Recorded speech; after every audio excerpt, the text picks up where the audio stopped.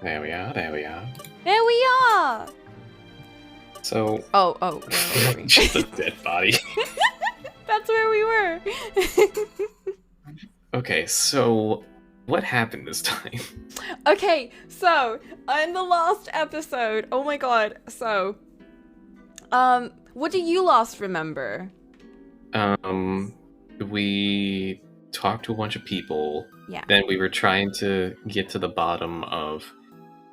The big topic was shaking down the butler to see what else he knows, because it's clear he knows more than he's letting on. Yeah. And I don't think we got to that part, but Yeah, we okay. did get we did get a weird heated confrontation. We did get the weird breakfast scene. We got the white cream in a bottle incident. So, and then after that... I forgot about that. So, be your mouse. Yeah. So, now... I think that's kind of where I left off, and apparently everything just went to just full 11 after that, so... You mean it went incredible? Okay, so... What happened after that was we essentially, we figured out that the dad, or the predecessor, had, gone into war, and then when he came back, he started putting on the mask, and he wrote these notes. So he wrote this note to, how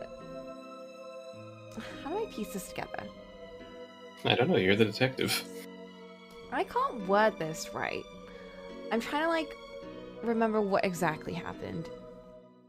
Okay, so the master was the master of the house, the predecessor. He went to war, he got scarred, he came back, and he started wearing the mask and started being really gloomy and weird. Yeah. And apparently recently he died. But during that time he was writing notes to people? Yes. So he wrote the letters to summon everyone over. He wrote in his diary about everything that happened. And in his diary he wrote that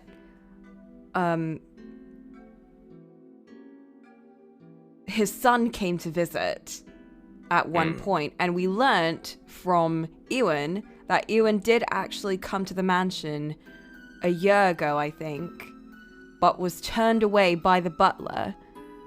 And when he came back the next time, in this whole, family conference thing, the butler acted like that never happened. So he was very upset by that, because to him it was like, oh, you're trying to act like you don't know what you did because now I'm invited here. Whatever. Suspicious. Very suspicious. So, the butler is clearly hiding something, is what we find out. But in that diary, the writer says, "But I cannot betray my master." So we're like, oh. So Ellie is like, oh, that proves that Ewan really is the predecessor's secret love child. Even though he states about the master thing, but it's fine anyway. So she goes over to the rose garden because she figures out that the Wab is missing. He's gone. He's gone to a special meeting because he left saying to her that, oh, I need to be somewhere. I have a meeting with someone. And we're like, okay, take detail, care. I don't know. Bodyguard. So we find out that I think in his room there were rose petals, and when we were going around we found out that the rose petals are from a special orchard in the garden that the maids and butlers are not allowed in without express permission. So because we know where it's come from, we have to go to the garden to try and find it, and this is at night. And we know about someone, I think it was what's her name? Lorraine? What was her name? Oh, oops. Don't like that. What? Louisa, right. It was Louisa. She saw a ghost of someone walking around the mansion in a mask and in a cloak. So we're She brought that up. That's gotta be. And then our vision, like, because we saw the roses, our vision was like, oh, it wasn't blood. It was roses mixed with blood. But there is still blood. But there's roses. So we also remember who the stabber was, but they were wearing a mask and the cloak, so we couldn't see exactly who it was. So we go to the rose garden, we do like this little puzzle to find it, and we see a confrontation between Wab and Layla, dressed as the masked man, and she is ready to kill. So we jump in and we're like, stop! And then she's like, I'm unarmed and I have no plan.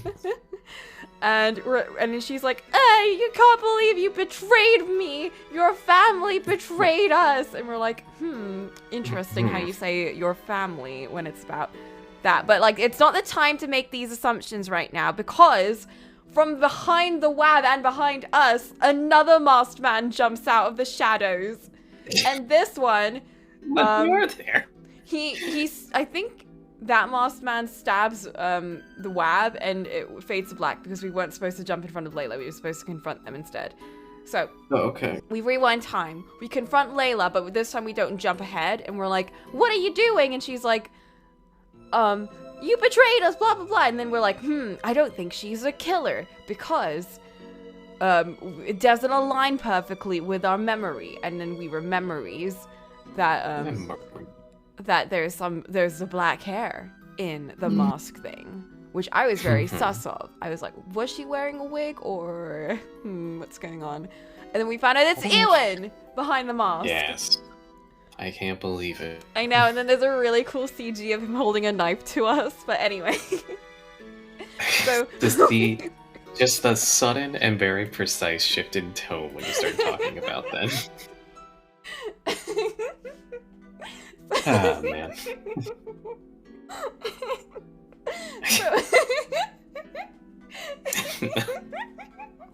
Yep. No, it's fine. I can wait. Silence. Just gonna.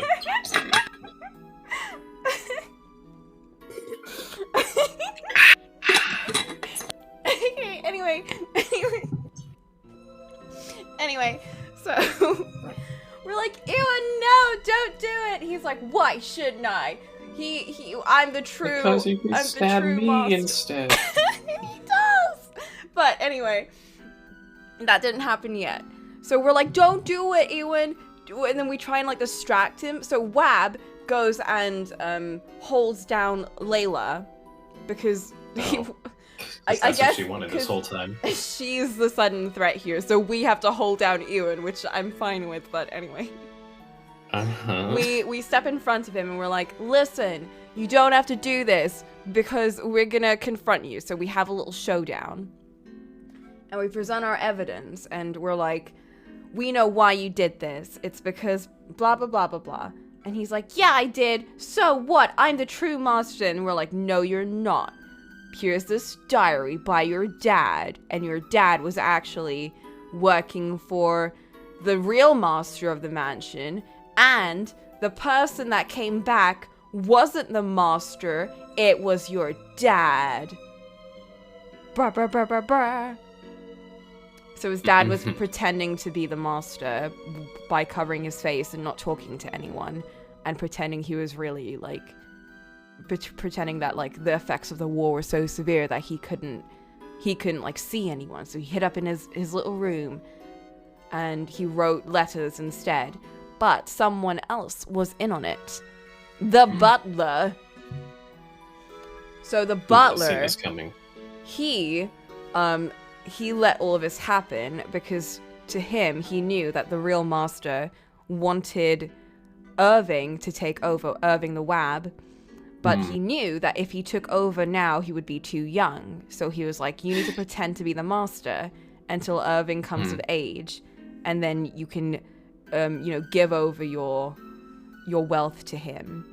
And Ewan's dad was okay with this because he thought, oh, well, I can at least like help fund my family from afar if I pretend to be the master. So they all went along with this little plan.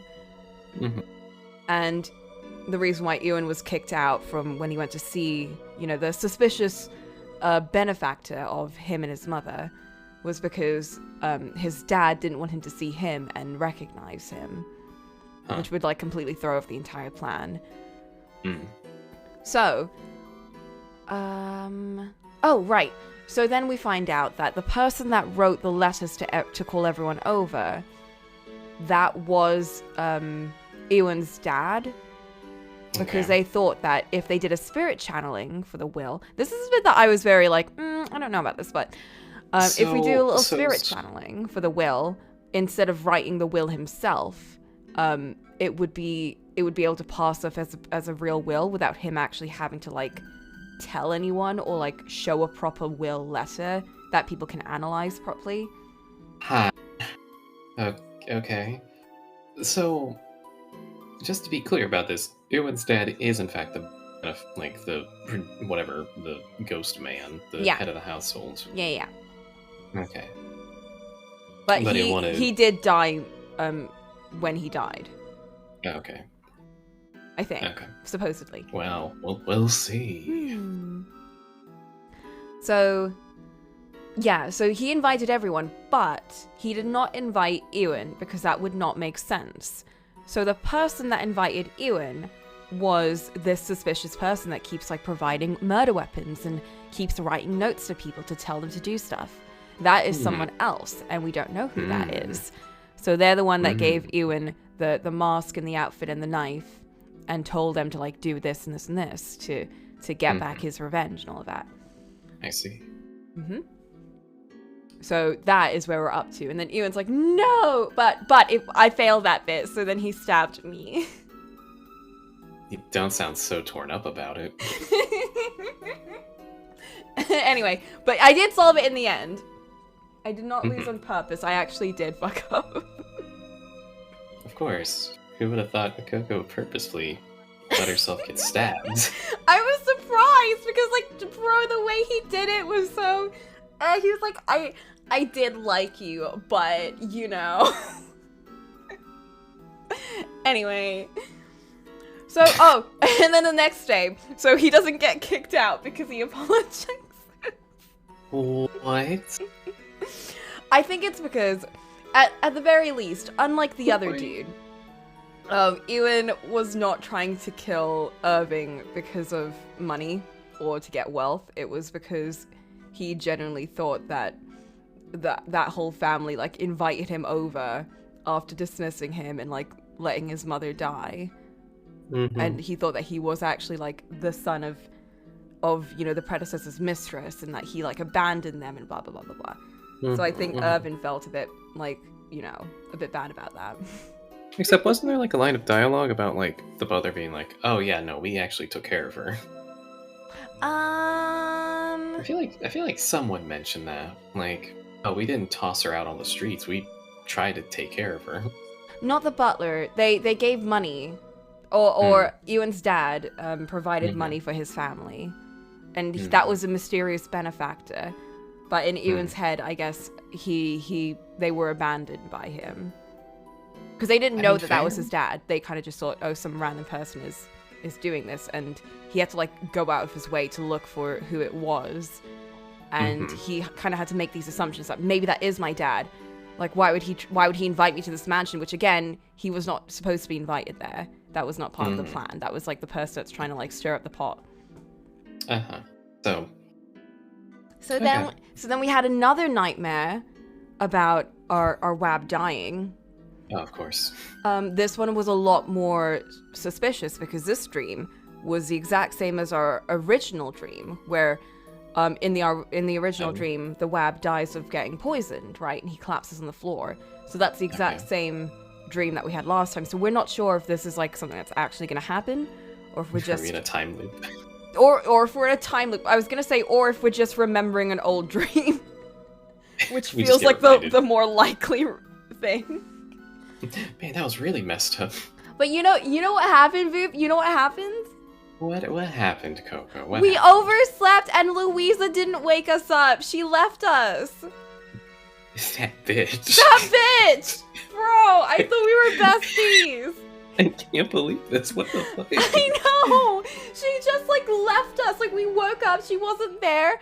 But Ewan was in our room, and he was like, hey, you look like you're having a nightmare. And we're like, oh, what are you doing here? He's like... Just sharpening my knives. You know how it is. He's like, oh, I just had to tell you something. And then we go to the kitchen. No, then we go to the dining room because we have to, like, you know, be a maid and whatever. And because we have a job. And we run into Irving, and then Ewan's like, oh, I just had to, like, tell her something about this thing. He's like, oh, when did you do that? And he's like, oh, I went to a room. And Irving's like, oh, you should be doing that. And we're like, oh. Uh-huh.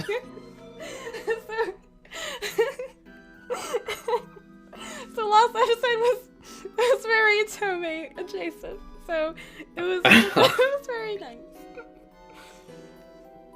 Well, Not much happened though because we only did it for 2 hours. My stream was kind of breaking apparently, so I kind of just gave up. well, that's a shame. But It was definitely a fun time at least. it's gonna be a shame when Louisa goes to put on her shoes the next day and there'll be a handful of bullets waiting for her. She's gonna slip the shoes on and You know what? She kind of deserves it though. I'm just imagining, like, you know how every time they depict in some kind of Asian high school setting or school setting, there's like the boxes where they keep their shoes. Mm-mm. And you know, there's like, oh, if the character's getting bullied, they have little thumbs. Yeah! I'm just imagining that, but it's bullets and like, oh no! And then She opens her locker and just a bunch of bullets fly out. A bunch of naked knives fly out. No, he put his paws together like this. Like, Oh, let me move your little image real quick. It's do I sound okay? It's a bit too high up. You do sound fine, yeah. Okay. Because I forgot what side of the microphone my sound is coming from. What? It's because there's like settings on it, and I don't know. It's set to wide stereo. Do you have little images in your setting? I don't. Not for the microphone itself, and Discord's not very helpful because it's just like, oh, don't worry, we hear you. And I'm like, that's not what I'm asking. So, because it's like, this is the front of the microphone. Yeah. And then that's the dragging it across the desk, and this is the back of the microphone. Oh, that does not sound any different. That's very funny. I think the front Nice. sounded a lot cleaner, but it might have been maybe you were closer to it. It could have just been closer to it. Anyways, I reset it, so it don't I feel matter. that with this one, because this microphone, the setting I have it on right now is if you're in front of it, it'll sound very clear, and if you're behind it, it'll sound like you're behind it. But that's literally not what it sounds like, so I don't believe in these settings. Don't believe the settings. I don't believe in them. I don't believe in the settings. Okay, are we ready? So that is Layla in her bed, because she's all depressed. Oh yeah! Did we do nothing with her? Because she also was trying to stab people. She kind of just fainted. What? So we just kind of left her to, like, you know, chill. Oh, the vape. I'm ready to kill you. Oh no, the vapors passes out. She apparently got so riled up that she passed out. Well, I guess I could believe. I guess I could believe that. Shrug. I don't she already. know, but Oh, so, wait. Luisa already walked into the room and caught. Oh wait, no. Oh, the Depresso girl, Layla. Okay. Well. Well, there she is, I guess. oh no, Layla caught us with Irving, but Louisa caught us with Ewen in our own room. Well. Because she ran into our room like, bro, you're supposed to be up. And then she's like, oh, why is he here? Oh, gasp. And we're like, bitch, you didn't wake us up. Maybe you should think about that for a sec. Maybe you should check underneath your pillow before you go to bed tonight. Okay, this is your character. You're Ellie. Let me clear my throat so I can announce. That's you. Excuse me, the meal is ready. Oh no. Oh, it's Gray's. Oh, huh. Okay. Okay, I'll be down soon. When I entered the room, Mrs. Grace was still getting ready. Oh gosh, she was still getting dressed. Oh no. As for Miss Layla, I looked around and I saw Miss Layla in bed. There's no way that's her. That looks like there's like a loaf of bread in the bed. What do you mean? No, you can see a little hair shading. I guess. It looks like a rock. Wow. She's got her she's head like face down into the pillow. She can't even breathe. Mm-hmm. She just wants to die at this point. Has she been sleeping since? Miss Layla fainted after attacking Mr. Irving, so we brought her back here. We called a doctor, and the doctor confirmed that physically there was nothing wrong with her. She wakes up every now and then, but when she does, she gets so awfully agitated. I'll be giving her a sedative to help her sleep. Oh no, what? That's not a admits- good way of dealing with this.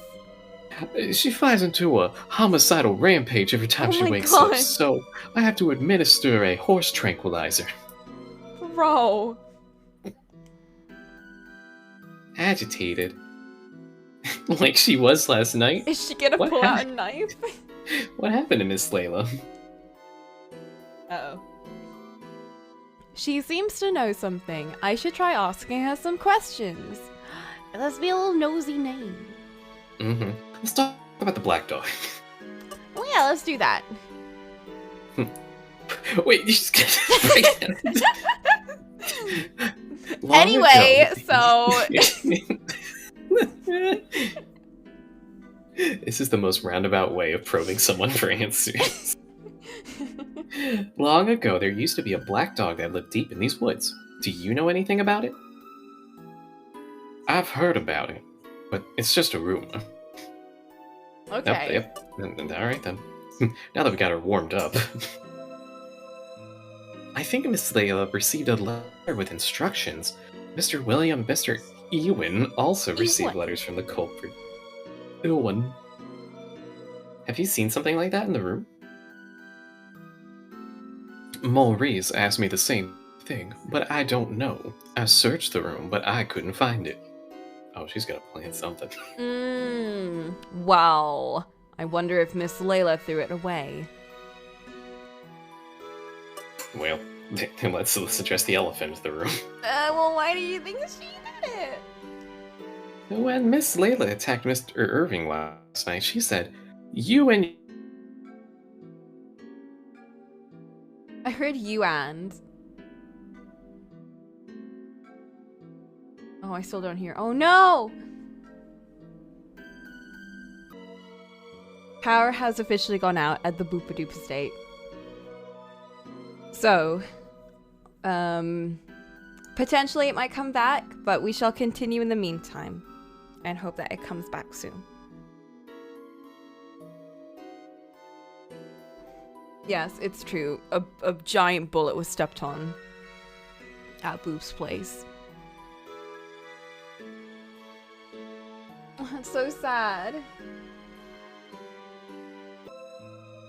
There we go.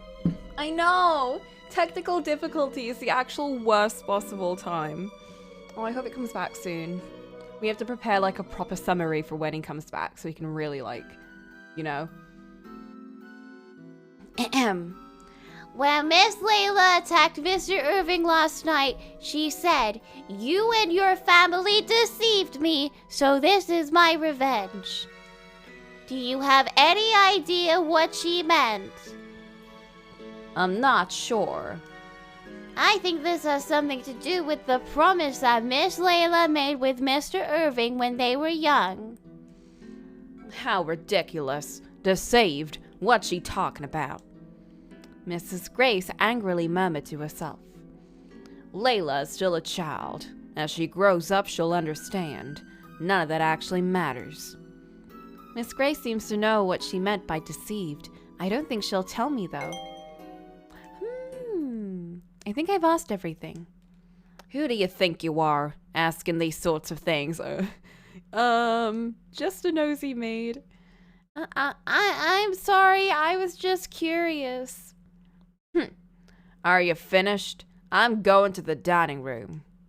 Yeah, I'm very sorry. Mrs. Gray seems to know a lot. She doesn't want to tell me because I'm a maid? Or is it because there's something she can't say? Lost in thought, all alone, I left Mrs. Grace's room. Man, I tried.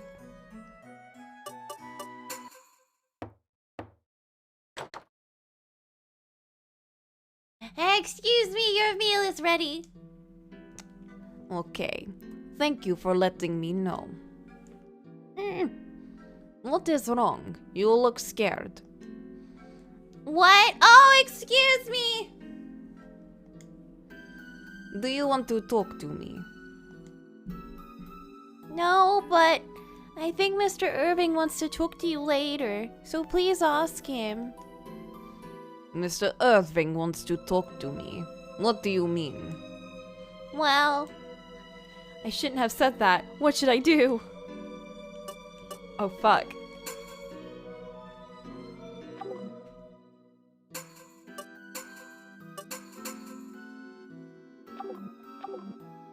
Explain. Mr. Irving's going to ask Miss Mahi about the lie she told, so something related to Mr. Irving's question. Oh, fuck. Lie? She told a lie? I don't remember a lie.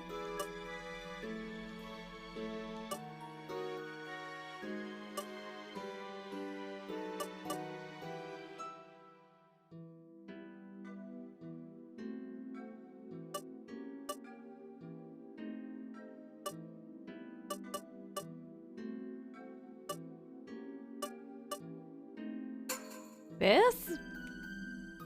That doesn't have anything to do with me. You're right.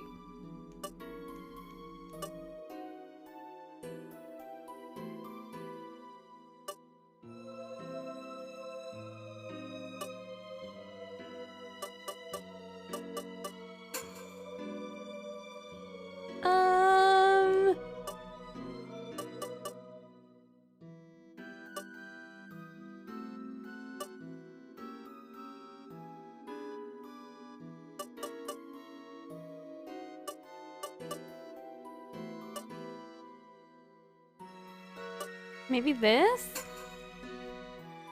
oh, Mr. Irving was asked about the message from the seance. It has been proved that it wasn't written by Mr. Oliver. It wasn't Mr. Oliver. Is this true? Yes, the handwriting was analyzed, so we can be fairly sure. The letter was made to look like his writing. Really? If I may ask, Miss Mahi, did you really think that message was written by Mr. Oliver? Hesitating slightly, Mr. Mahi spoke. To be honest, I did not know. You didn't know? What do you mean? It is embarrassing to say, but I am not spiritually talented. Although I can feel spiritual power, I have never been able to communicate with spirits. What? I was taking over for Mother, so I tried to do what I'd seen her do, but I did not commune with Oliver at seance. Then why did you come? I had a feeling something was amiss, so I was right after all. What an incredible thing to confess. Maybe she'll tell me the truth now. I should ask about the message at the seance. Miss Mahi seemed to know before the meeting that there was a paper with an invisible message written on it. Okay, maybe she was told by the culprit. The reason why you knew there would be a paper with an invisible message on it at the meeting is because the culprit told you, told you, right? The method of communication was...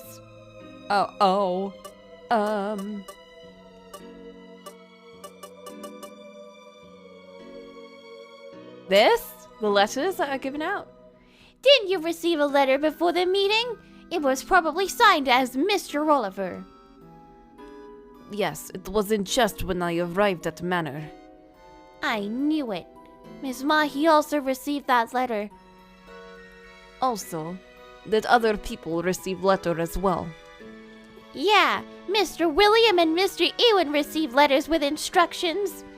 Why did you follow the instructions, Miss Mahi? For one thing, I thought it would make me seem like better medium if I did what instructions said. But also, I wanted to know who wrote the letter. If the letter wasn't written by Mr. Oliver's spirit, then who wrote it? I thought, if I followed instructions, I might be able to find the person behind all this. You wanted to find the person behind this? I had personal reasons for wanting to do so. I am sorry for what I did to Mr. Irving. What personal reasons? Oh, I'm sorry. I shouldn't have asked. But please tell me if you can.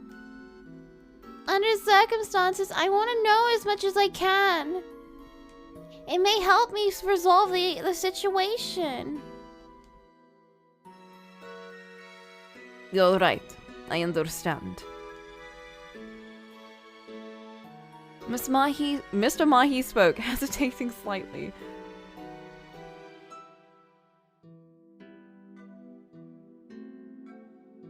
I thought I might be able to figure out what is hurting my mum if I found the person who wrote the letter. Hi, your mom? Oh, that's right. Your mother has been ill for about a year, hasn't she? Uh-oh. Yes. Mother has been having nightmares where she says name of evil spirit she once exorcised here. Evil spirit?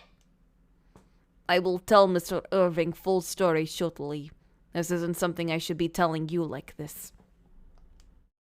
I understand. An evil spirit that she exorcised. Is that the reason why Miss Mahi was here before?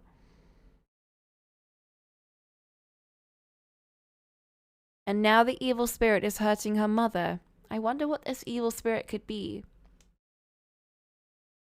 Irving!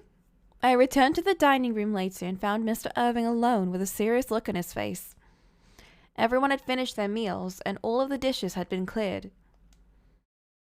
What's the matter? So, I talked to my aunt and Mahi. Mr. Irving told me what they had told him. Most of it was what I had already heard, but Miss Mahi's story was a little more detailed. Miss Mahi had sensed the same feeling from the letter as she had long ago from the evil spirit that was exorcised. That made her think that the letter was a work of the evil spirit. So that evil spirit was behind this? How ridiculous. I couldn't keep listening. Well, I understand how you feel, but I wonder what the evil spirit could be. I'm sorry. Is that something I shouldn't ask? No. Honestly, I am not sure myself. I know that an exorcism was performed back then, but I do not remember what it was for. I see. If I may ask, do you remember when it was? When the exorcism was performed? What if the evil spirit is related to Natalie and the head maid, who I'm automatically assuming are like family now, but they're just both so unassuming, and I feel like they have no direct tie to like this whole family inheritance and everything, and their relation to all of this is more to do with the spiritual, like local aspect of it. So, Exactly 10 years ago, when I was 11 years old. 11 years old? I feel like Mr. Irving's forgetting something. Layla? The promise he made to marry Miss Layla when he was 10 years old. They were just children, so it's only natural that he forgot, but I do wonder. Then, as if only just remembering, Mr. Irving spoke. That's right, Ellie. What happened with the safe? I forgot to ask about, but were you able to open the safe in my father's room?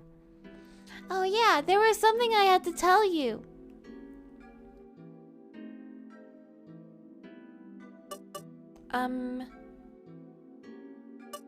This.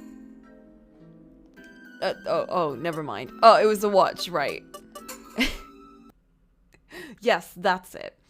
There was a pocket watch in the safe. A pocket watch? It's still in the safe. Would you like to go and have a look? Oh my god, what if it's gone? Yes, could you tell me how to open the safe? Of course, I'll show you. I followed Mr. Irving and left the dining room. To the predecessor's room. I entered the room and promptly opened the safe. This is it. This is what my father wanted to give me. The hands of the watch aren't moving. You're right, is it broken? What does it mean? Why did my father want to give me this? I wonder, is there a hint somewhere?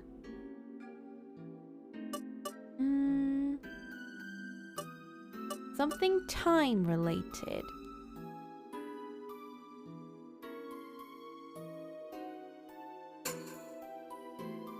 I reread Mr. Oliver's letter. I write this before I leave for the battlefield, though I wonder whether I should at all. If you see this, think of it as the guidance of Virgin Mary. The keys for the safe in my room, for the dial number, look very closely on the Bible on the bookshelf. Hopefully, I can come home safely and tell you this face to face after you've reached adulthood. I sincerely hope that said time will come. Finally, allow me to apologize for my poor handwriting. As expected, I couldn't ask Keith this time. Key equals 0.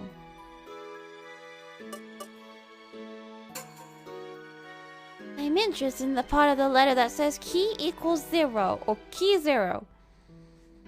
Ah, yes. I wonder what that means. It must be talking about the key. Then that would make the 0.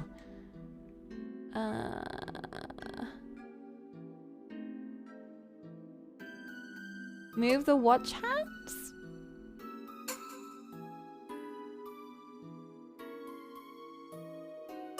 One, two, three, 4.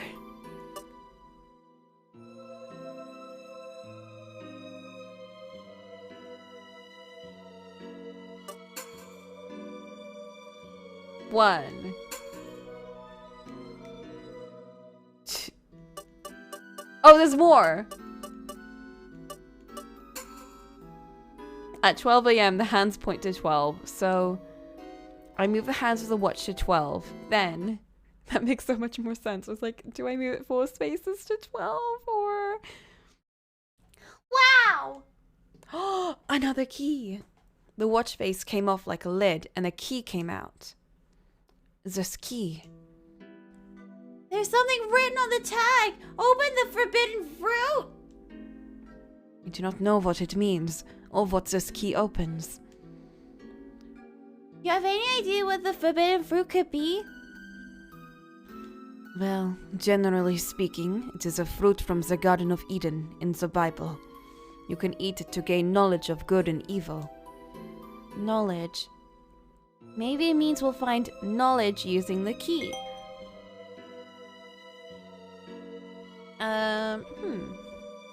The forbidden fruit. It could be talking about an apple. That is one theory. Oh, an apple. Mr. Irving headed toward the door with a start. Did you think of something? Yes, there are apple trees in our reception room. Apple trees in the reception room? Damn, we're on it. 5 apple trees are carved in the reception room wall. 1, 2, 3, 4, 5. I see. So these are the apple trees. I hadn't been to this room since the seance, and back then the room was dark and I didn't really look around much, so I didn't notice them. So is there something we can use the key on? I thought we should come here because of the apples. There might be some way to use the key. There might. I am not sure. There is a courtyard behind here. but it seems too small for this vault to be the only thing separating the two areas. Now that you mention it, there might be a space between this room and the courtyard. I only lived here in the manor when I was a child, so I do not know everything. I think it is worth investigating.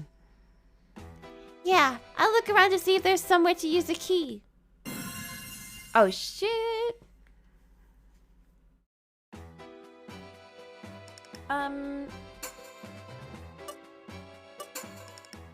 Nothing here. Forbidden fruit.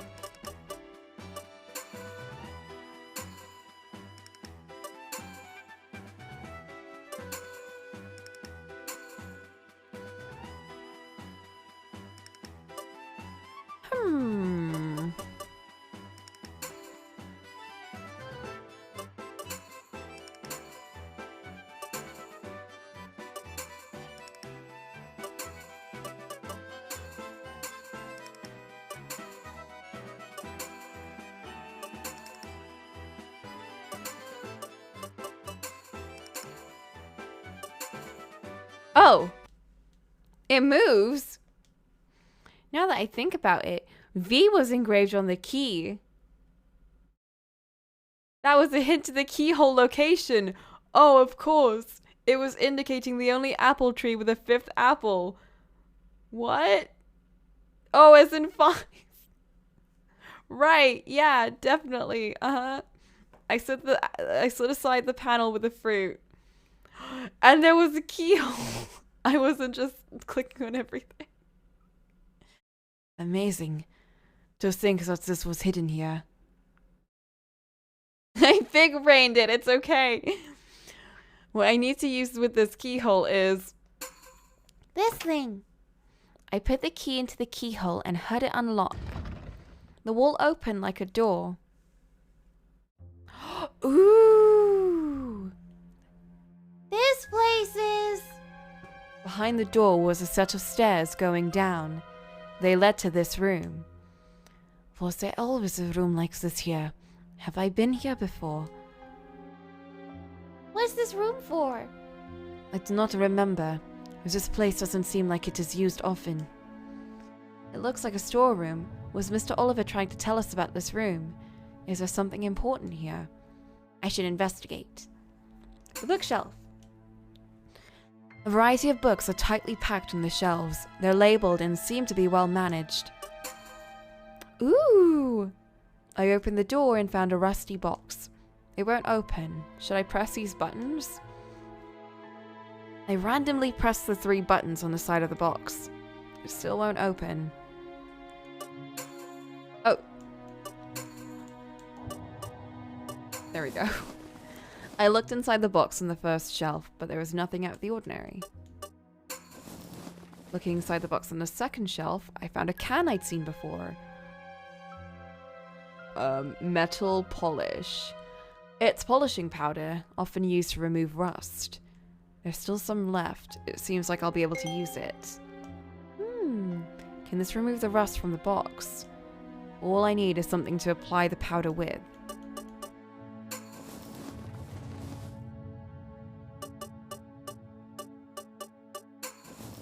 Looking inside the box on the 4th shelf, I found many cloths inside. Could I use these for something? I should be allowed to use them if they're scraps.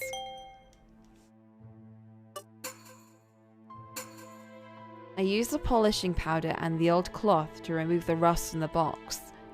I found something that looked like letters on the lid. 9ZE. I swear if this is hexadecimals. Maybe this is a hint for the buttons. Let's try pressing it.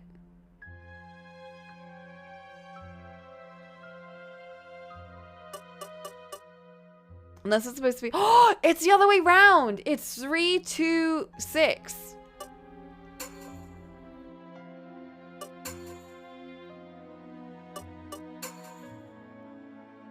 Oh, never mind.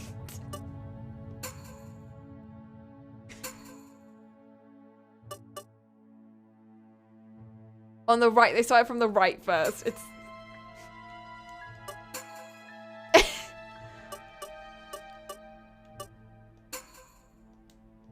There we go. It's open! It opened, Mr. Irving! I am so smart. Oh my god, he's so proud of me. Wow, that was amazing. I thought you would be able to do it. Pulls out some pom-poms and cheerleads me. Oh, thank you very much. What is inside? Oh, it's a naked knife. I looked into the open box and I found a knife. It was covered in red-black rust and had a faint odor. This is... It's a bit creepy. Could this rust be dried blood? Mr. Irving? The blood drained from Mr. Irving's face. His white skin took on a pallid hue. What's wrong? Are you okay? I'm fine. Let us go. What? Let us get out of here. Carrying the box, Mr. Irving stumbled toward the entrance of the basement on shaky legs. Oh, hold on. Please let me hold the box. Why? Oh, you don't look so well, so I thought I might carry it. Ah, thank you. Could you take it to my room? Oh, he is getting sus. Not as in, like, suspicious, but, like, he's suspicious of us and other people. Yeah. He's scaring me. His voice and facial expressions feel cold. No, my web! What's really going on? But maybe he is also sus. Oh my god. Suddenly, I remember the look on Mr. Irving's face when he heard the words abominable demons at the seance. It seemed like he had heard that phrase before. But I can't remember Mr. Oliver ever saying that. Oh my god. Where had Mr. Irving heard it before? He's not an abominable demon. He's a sweet wab. We left the basement and headed back to Mr. Irving's room. We ran into Mr. Maurice on the way there. My lord, you seem to be having difficulty walking. What's wrong? He suddenly got sick. You're okay. Should I call for a doctor? No need to. I just need a little rest. Could you get me a drink or something? Understood. I will have someone bring it later. Now, Maurice. Ellie, can you report to me after those things have settled? Yeah. We parted ways then and continued on to Mr. Irving's room. I'll set this here. Yeah. I put the box I brought on the table. Oh my god, he's in his underoonies. When I turned around, Mr. Irving was sitting on the bed with his jacket off. Oh my god. He still looks pale, but seems to have calmed down a little compared to before. Ellie, tell Maurice that I am fine with you. I am sure he is worried. Of course, Oh, nothing. Excuse me. I want to ask him why he suddenly feels ill after looking inside the box, but it's better to ask that later. I should have him rest for now. I better go to report to Mr. Maurice about Mr. Irving. So scandalous. I bumped into Mr. Maurice downstairs. Ellie, how's the Lord doing? He seems to have calmed down a little, so I came to report to you.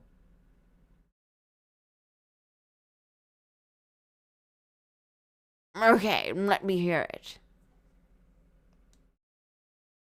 I told Mr. Maurice about what happened in the basement.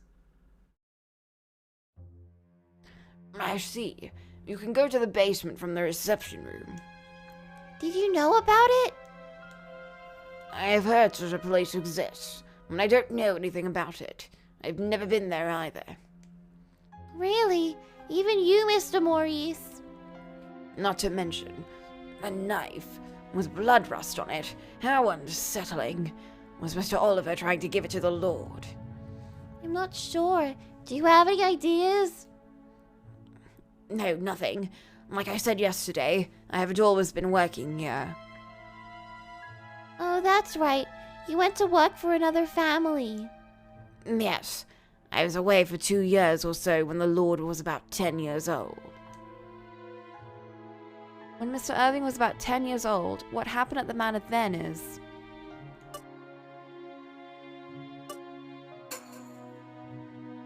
Oh, no, never mind, not about Layla. About 10 years ago, when Mr. Irving was 11 years old, Miss Mahi apparently conducted an exorcism here. I remember you saying you never actually met her. Right, so I don't know much about the exorcism either. Keith mentioned a little about it. Did Mr. Keith know about it? Well, I suppose he was working here as a footman back then, so...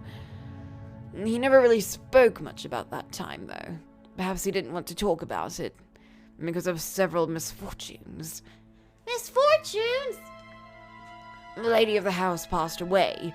Many of the servants were let go. Keith is one of the few that stayed. I see. Do those misfortunes have anything to do with the exorcism? I wonder if there's any connection between the knife and the exorcism that took place 10 years ago. I want to go ask Mr. Irving about them. What if it has to do with, like, Irving's mother passing away? Maybe the demons, like, took over her and they had to kill her or something. Excuse me, huh? Mr. Irving and Miss Noel were already in the room. They both had serious looks on their faces. Maybe he's a black dog. Is there something wrong? Oh, Ellie, the knife we found is missing. What, the knife? I left the room for a little while after you were gone, and when I returned, the knife was gone from the box. I wonder if someone stole it. No one was here when I arrived. Who would steal a knife and why?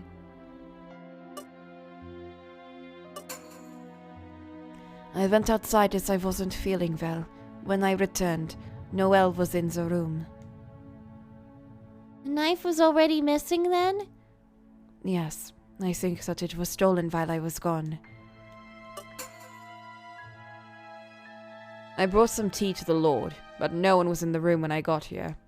All I did when I got here was pour some tea from my teapot into the cup. I didn't touch the box at all. Does that mean that the knife was stolen after Mr. Irving left the room, but before Miss Noel entered it? My lord, I'll check if anyone has been here. Please have the tea while it's hot. Excuse me. I want some tea. She bowed, grasping what looked like a hat of some kind. Huh? It's a tea cozy. It keeps the teapots warm. I didn't know that. Very important, a tea cozy. After Miss Noel left the room, Mr. Irving sighed deeply. Goodness, who would steal something like that? His face had turned pale again, just like it had been down in the basement. Maybe he'll feel better if I can get the knife back. I wonder why it was stolen, but first of all...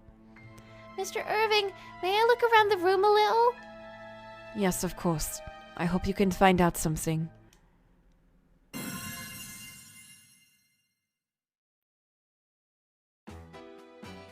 I'm pretty sure when I used to go to my relatives' houses, they had like little tea cozies and stuff. They had a lot of really fancy tea sets, I'm just saying. I kind of really want them. I really, really want like a nice fancy tea set with like little cute teacups and everything. Like, of course I'm gonna like primarily use mugs, but it would be so nice to be able to serve people tea in like a tea set, you know?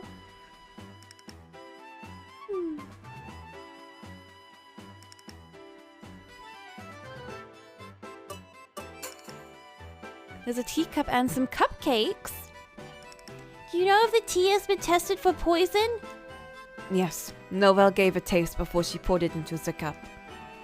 Is that so? Then it should be alright.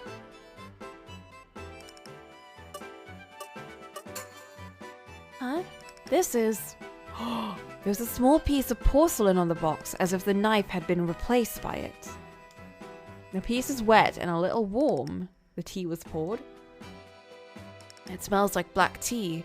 Is it a teacup fragment? Why would that be on the box? So then that would mean that it was missing after Noelle got back. When I examined the floor, I found a few damp spots.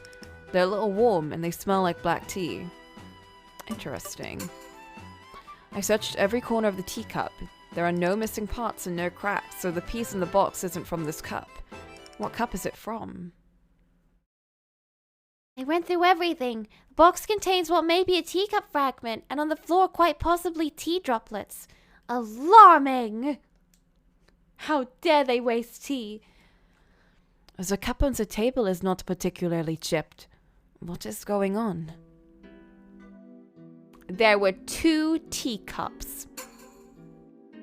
Does it mean that there were originally 2 teacups? I do not think there is a reason to bring 2. Surely it's not necessary if it's only for Mr. Irving. Oh, the tea is... The tea may have been replaced. Perhaps the original cup broke. I see. Did Noelle break it, such as so unlike her? I'll investigate a little more in this matter. I need to find out who stole the knife. Thank you. I am counting on you. He's counting on me. Yes, Mr. Irving, please take a good rest. You don't look well. I will do that. Mr. Irving lay down on the bed, looking tired. Actually, I had a lot of questions to ask. I'll leave them till after the theft case is resolved.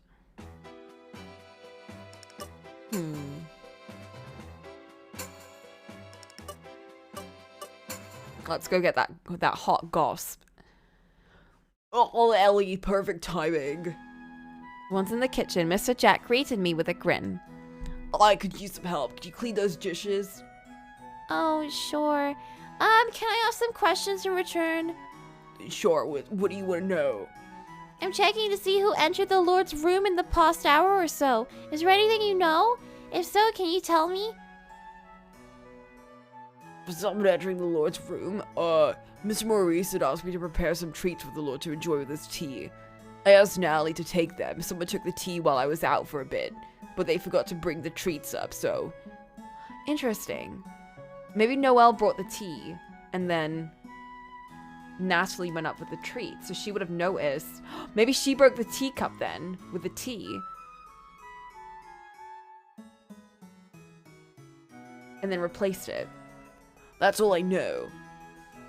So Natalie's the one who took the cupcakes I saw in the Lord's room. But my god, Natalie's face was white as a ghost when she came back. She wandered off somewhere almost in a daze. I was actually going to ask her to wash the dishes. Is that so? What happened to her? Well, maybe she wasn't feeling good. Why is it? I'm worried. Ah, nicely done. That's enough, thanks. After washing the last of the dishes, he handed me a towel and some cupcakes. Your reward for helping out. If you see Natalie, give her one too. She may feel better after eating something sweet. Aw, Jack. True, thank you. I left the kitchen with the cupcakes. They were still warm. Oh my god, I want some warm cupcakes. I'm gonna make a cake today. I've settled on that. I've decided. I have like plenty of eggs this time, so I'm ready. A spider! Ugh, Louisa, we have words for you. As soon as I entered the dining room, I heard a scream. Louisa was running toward me, duster in hand. A spider? Oh, you're right. I'm glad it didn't come out in the middle of the meal. There is nothing to be glad about. Why did it come out in front of me?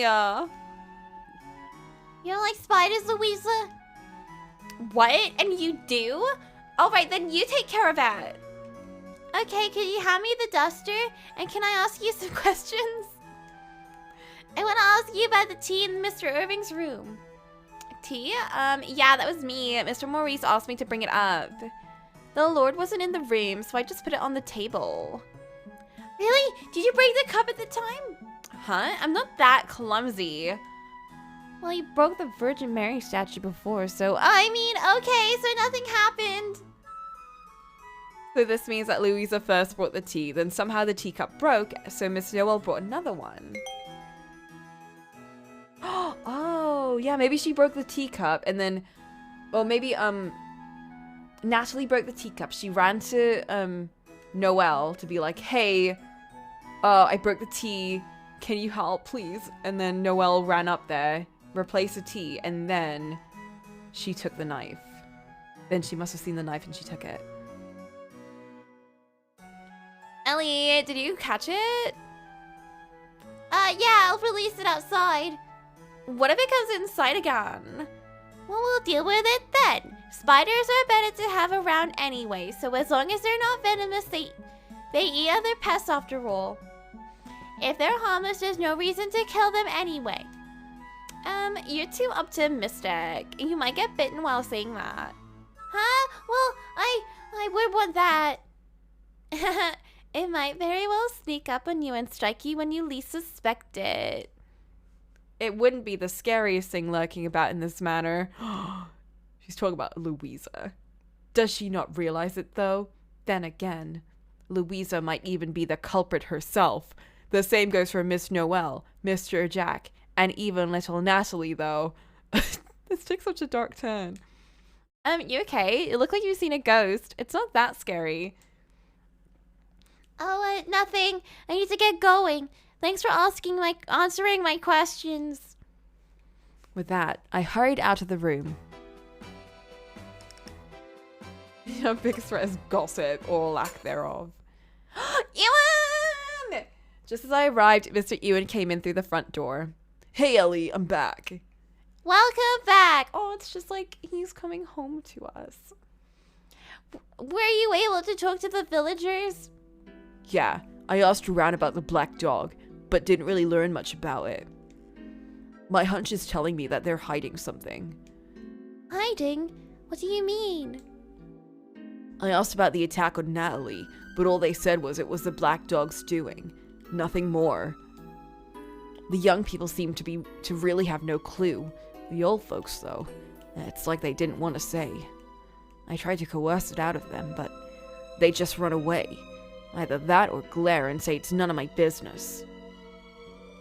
What's that supposed to mean? Are they forbidden from talking about it or something? Maybe. I did hear there used to be a black dog in the woods long ago, but I have a feeling it was just a regular mutt. That particular dog would wag its tail and come up to you sniffing, apparently. That does sound just like a normal dog. Oh, there might have been no black dog after all. Maybe. The villagers might have just created this black dog creature as an excuse to hide things that made them look bad. I see. What sorts of things? In any case, I'll dig into some more. How's things on your end? Well, we actually had a bit of an incident. I'm looking into that. What is it? Did someone come after him again? No, it's not that. I told him that Mr. Irving and I found a knife in the basement and that it was then stolen. Huh. I wonder what the deal is there. Maybe it was stolen by whoever it is that wants to kill Irving. I'm not sure. If that's the case, then I need to look deeper. Yeah, but don't just stick your nose in things blindly. Let me handle the dangerous stuff. Oh my god. Aw, thank you very much. He is helping to investigate. That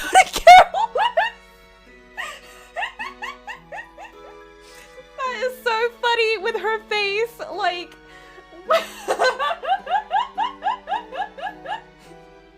He's really helping to investigate. I could not care less about that. No, I can count on him. I can count on him. I'm glad he's helping us out in the investigation. I'm gonna go out again. I'll check on the deeper part of the woods where the rumors say the black dog has appeared. I love how these options are just... That was such an inconsequential, choice as well. We didn't say anything regarding to what he said. It's just kind of like, this is what we think about what you did, Ewan. We could not care less about your existence. Just letting you know, but like not actually letting you know, just letting you know what I think. You, the player, know what I think about these people. Like, bro. Understood. Please be careful. I saw Mr. Ewan off as he went out the door. This game is great. Natalie was hunched over, her face ghastly pale. Natalie, are you okay? Oh, Ellie. Mr. Jack was right. You really don't look good. Here, have a cupcake. It's from him. He said you might feel better after eating something sweet. Thank you. Oh. As Natalie reached out to take the cupcake, a piece of porcelain fell from her apron. I've seen this piece before. It was... Is that porcelain from the teacup in Mr. Irving's room? It's the same design. Maybe? I broke it by accident. Something startled me, so... Oh, she probably saw the knife and, like, got freaked out. What startled you? Can you tell me? Well... Maybe it's hard for her to say. I wonder what happened to her. Could it be what is related to Natalie breaking the cup? Do you know anything about a knife in Mr. Irving's room? It was in a box. Natalie's face turned even paler. You know? Well, yeah. I looked inside the box. Why did you look inside? Mr. Jack asked you to bring the cupcakes to Mr. Irving's room. Did you see it then? Yeah. As I was putting the cupcakes on the table, I accidentally knocked the box to the floor. Then a knife. Natalie's voice trailed off. She started to shake. Why is she so scared? What does the knife mean to her? I mean, it did have rusty blood in it, so... It certainly seemed creepy, but still. You didn't take the knife from there, did you? I don't think you did, but I mean... Take it? No, I didn't. Of course not! You wouldn't do that, Natalie! But the knife disappeared after that. Do you know anything about it?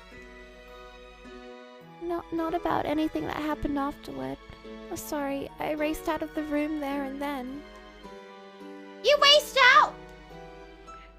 The knife made me remember something from when I was younger. I panicked. Natalie covered her eyes and shook her body. You remembered when you got hurt? Yeah, there was a cute dog at the time. I followed the dog and went deep into the woods. And then that knife was used to attack me. The person who attacked me is... Natalie! Oh my god, oh my god, oh my god. I said, I bet something related to Irving and being a demon, and maybe he's got like, oh my god, maybe he's got like multiple personalities or something. And he's a black dog, and he'd be attacking people like that, and they were like, let's exorcise him. And like Noelle is maybe trying to like, I don't know.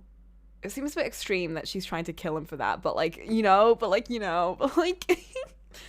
turning so wabby. I'm just saying. I want that to happen. Nuna, you're here. Nuna, I'm having some moments. Oh my god. I turned to where the voice had come from. Miss Noelle was running towards us. Here you are. I was looking all over for you. Aunt, I am sorry. I had you clean after me. I fucking knew it. I mean, that wasn't like a huge twist, but like, you know. I mean, they look the same, so. But it's nice to have it confirmed, you know? That's fine. Are you okay? Not really. Natalie. Miss Noelle held Natalie in her arms as if to comfort her. I'll take that credit. I don't care. What's going on? Aunt, so these two are... You should go home today. I'll accompany you for a bit. Okay. Grasping Natalie's hand, the two started to walk off. Mr. Well! Yes. If I may, can I talk to you after? Sure. I'll be back soon. Yeah.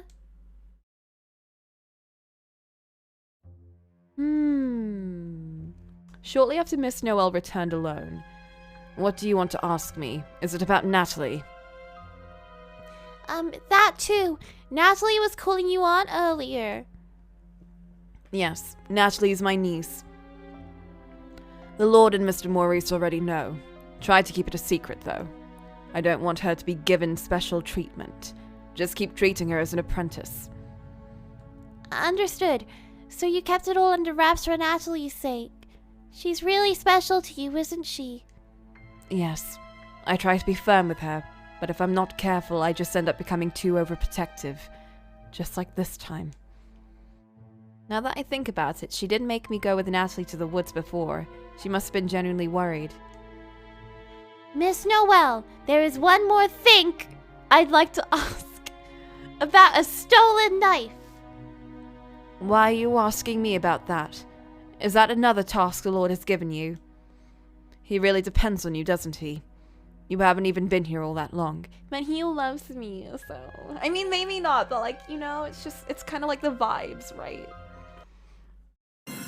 Oh, we're going right into this. Okay. Oh, it's full-on confrontation. Let's go. About the tea you brought to Mr. Irving's room. There was actually tea in the room before that. You brought yours after, right? Why do you... why do you think so? The proof that there was tea in the room before Mrs. Noel brought hers is...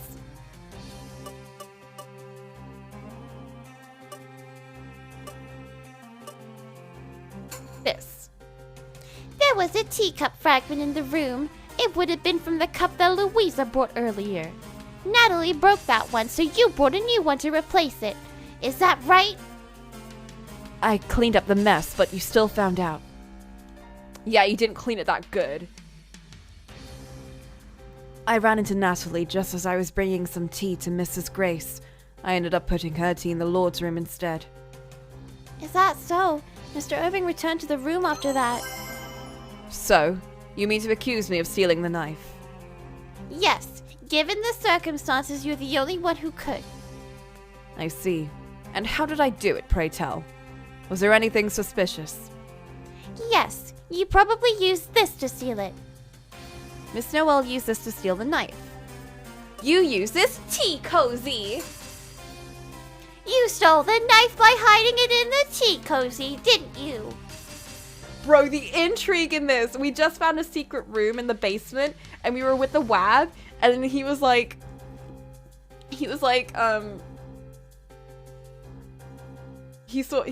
found a knife that was all like bloody and stuff, and then he was like, and he got all cold on us and shit, and we were like, oh, do you want us to take that to your room? And he was like, no. And we're like, what? Why are you being so aggressive? He's like, no. He's like, oh, I'm so sorry, I didn't mean that. And we're like, no. He went to his room.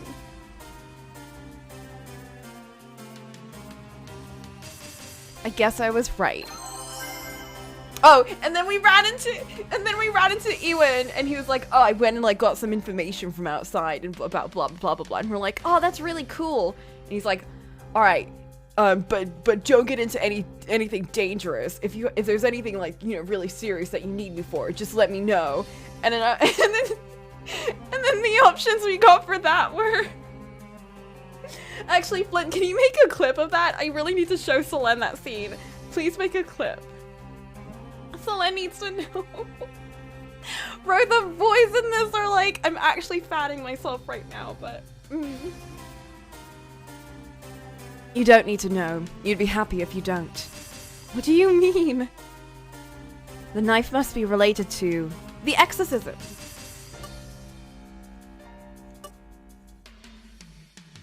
Or is it the black dog?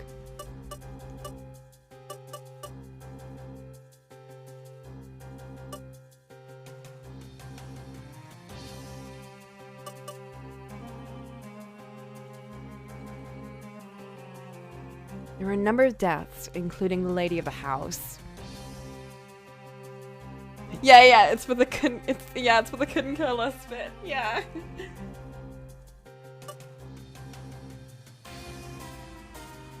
It has to be this because she cares about Natalie.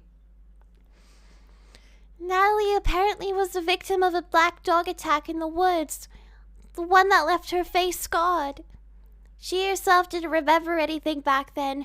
That's just what people told her happened. The truth is, she was attacked with that knife, wasn't she? That's why you stole it. That's right.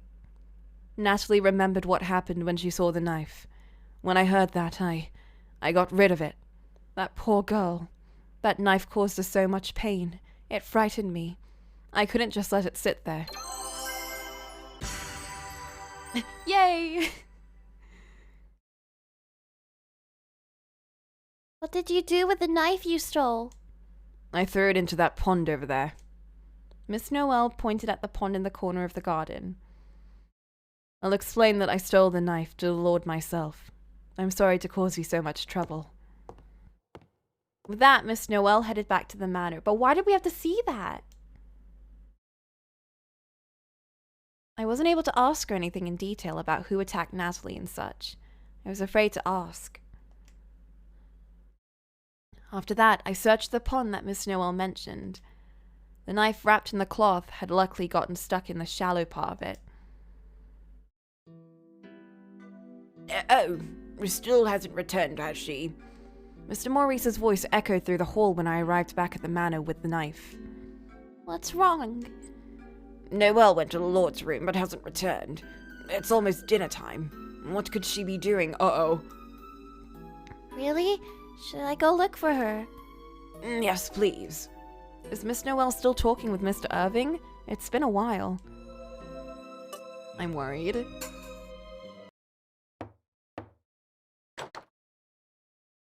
Excuse me! Huh? When I entered the room, Miss Noel was sitting at the table alone. She seemed to be in a daze. Miss Noel? Ellie, what's wrong? Mr. Maurice told me to come check on you. Goodness, would you look at the time? I must not be all here. Where's Mr. Irving? I looked around the room, but Mr. Irving was nowhere to be seen. He left. For where? Who knows? Who knows? Miss Noel was acting strange. So what happened then? Did you talk to Mr. Irving? Yes. I apologized to the Lord and explained why I stole the knife. And then I asked if it was really the one used to attack Natalie. What did Mr. Irving say? He said it was one and the same. Did he really say that? So the stories about the black dog were all lies. Lies fabricated by the adults at the time to hide the real culprit. Hide? Actually, there were rumors at the time that Natalie was attacked by the son of the Rookiford family. by Irving!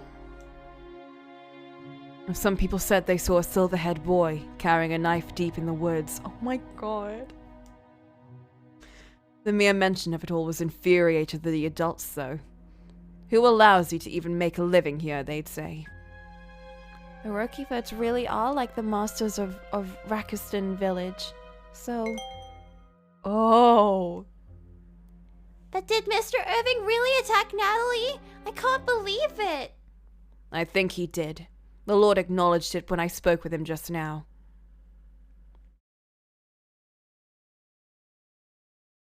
I said if he attacked Natalie, attacked a villager for no reason at all, then I don't want him becoming head of this household. I'd rather he drop dead, I said. Then he said, very well, and left. Oh no! She'd rather he drop dead? Very well, he said. No! Suddenly my dream flashed in my mind. Don't tell me. Don't tell me Mr. Irving killed himself.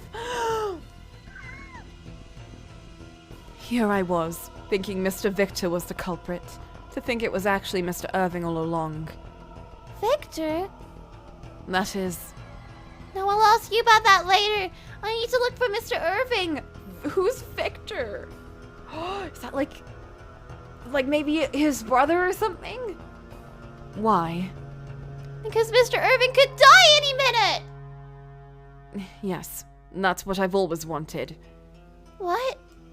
I can't forgive the culprit who scarred Natalie's face. I always wanted that person dead. Miss Noel! Oh my god.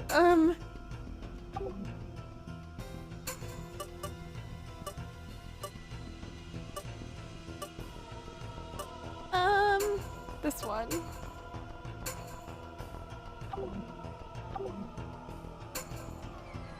I need to find Mr. Irving no matter what, because I don't want him to die. I've been powerless until now. I couldn't help even when I had a dream of someone dying. He taught me I can change that.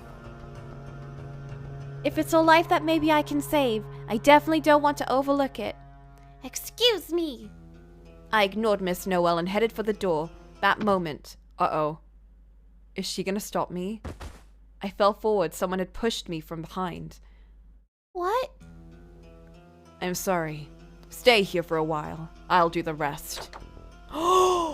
Miss Noel left the room, closing the door behind her. I heard the doorknob being fiddled with after she was gone. What did she do? I tried to open the door, but the knob wouldn't turn at all. It seemed to have been tampered with somehow. Miss Noel's long gone, and all I can sense on the other side of the door is silence. I'm locked in. No. Is there a way to get out? Is there a way? Scream! Someone get me out of here! Ewen! I faced the door and screamed as loudly as I could. Doesn't seem like anyone's coming. Did anyone hear me? Scream! Fine, I'll check the room. Should I check the room while I'm here? I feel bad for Mr. Irving, but there might be something useful. Row. Ewen, help! You said you'd be there for me if something dangerous happened. Ewen! I said I could care about you. I said I did care. I thought I said I could count on you. Maybe I shouldn't have cared less. Or I could have.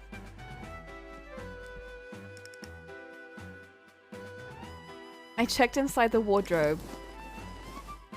Is there anything I can use to get out of this room? Oh my god. Twins! I told you it was his brother. Oh my god. There's an evil wab in this house. An evil wab. There was a picture at the back of one of the drawers.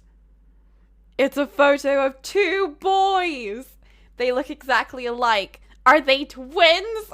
Look, the one on the right, he's evil! Look at his eyebrows, he looks evil! One seems to be Mr. Irving. He does look sort of familiar. It really is him. Does that mean he has a brother? That's a first for me, though. Oh, hang on. Miss Noel did say something before. Here I was, thinking Victor was the culprit. To think it was actually Mr. Irving all along. Is the other person in the photo Mr. Victor? That Miss Noel was talking about. Maybe they really are brothers. I wonder where he is now, though. Oh my god. I opened the curtain and looked out. Someone was there? Is that... Ewen! I looked out from the window and saw Mr. Ewen. Ewen, come save me! It seemed like he was going to walk past without noticing. Look for other ways. Call him! Mr. Ewen! Mr. Ewen! I tried calling out to him, but he didn't seem to notice. Bro! What? This was your moment, Ewen! Should I call him louder? But if I do, Miss Noel might hear. That'd make it even harder to get out. Call him. Mr. Ewen! What? Bro! Ewen, you're disappointing me so much right now. I actually cannot believe. How could you do this to me? Bro, Ewen! Ewen! Ewen! Ah! I give up on you. I cannot count on you at all, Ewen. I'm so disappointed. How else can I get him to notice me? I'll take a look around the room and give it some thought. Get a megaphone. There's like, oh my god, wait. Shut up, everyone. Everyone shut up. What if we get the blankets from the bed and we jump out the window and he catches us, bro? There's a candle on the chest. Can I use this to get Mr. Ewan's attention? Throw it at Ewan! I threw the candle! What? What's this? The candle struck Mr. Ewan's body, causing him to look up suspiciously. Ellie, what are you doing? He finally noticed me leaning out the window. I gestured to him that I was trapped and in need of help. Oh, okay, I'll catch you, so jump. Oh my god. Mr. Ewan opened his arms wide toward me. Bro. Jump off now, don't jump. I have a feeling I might die here.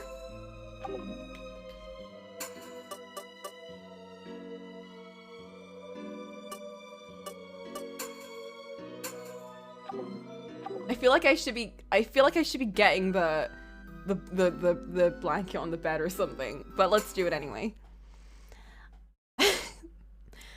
Okay, it's a little scary at this height, but here goes nothing. I put my foot on the windowsill and jumped toward Mr. Ewan. Oh, wait a minute! Wait a minute, not even a countdown or anything? Huh, is there a problem with that? But it was too late. Suddenly, a strong shock coursed through my body.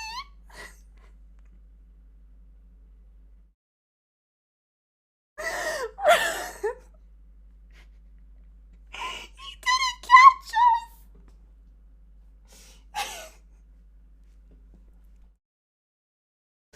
Rather than being caught gently in Mr. Ewan's arms, it was more like my entire body simply crashed into him. Did we kill him?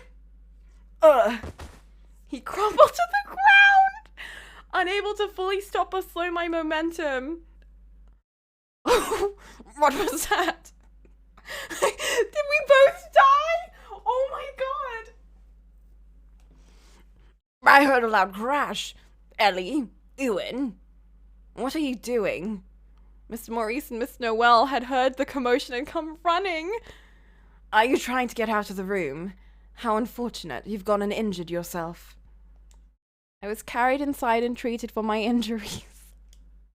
By the time I was finally able to move again, it was already after midnight. I tried to go look for Mr. Irving, but it was too late. No! When finally I stumbled upon him, he had already become what I saw in my dream. I can't believe this. Landing failure! Oh, I'm so ashamed right now. Please.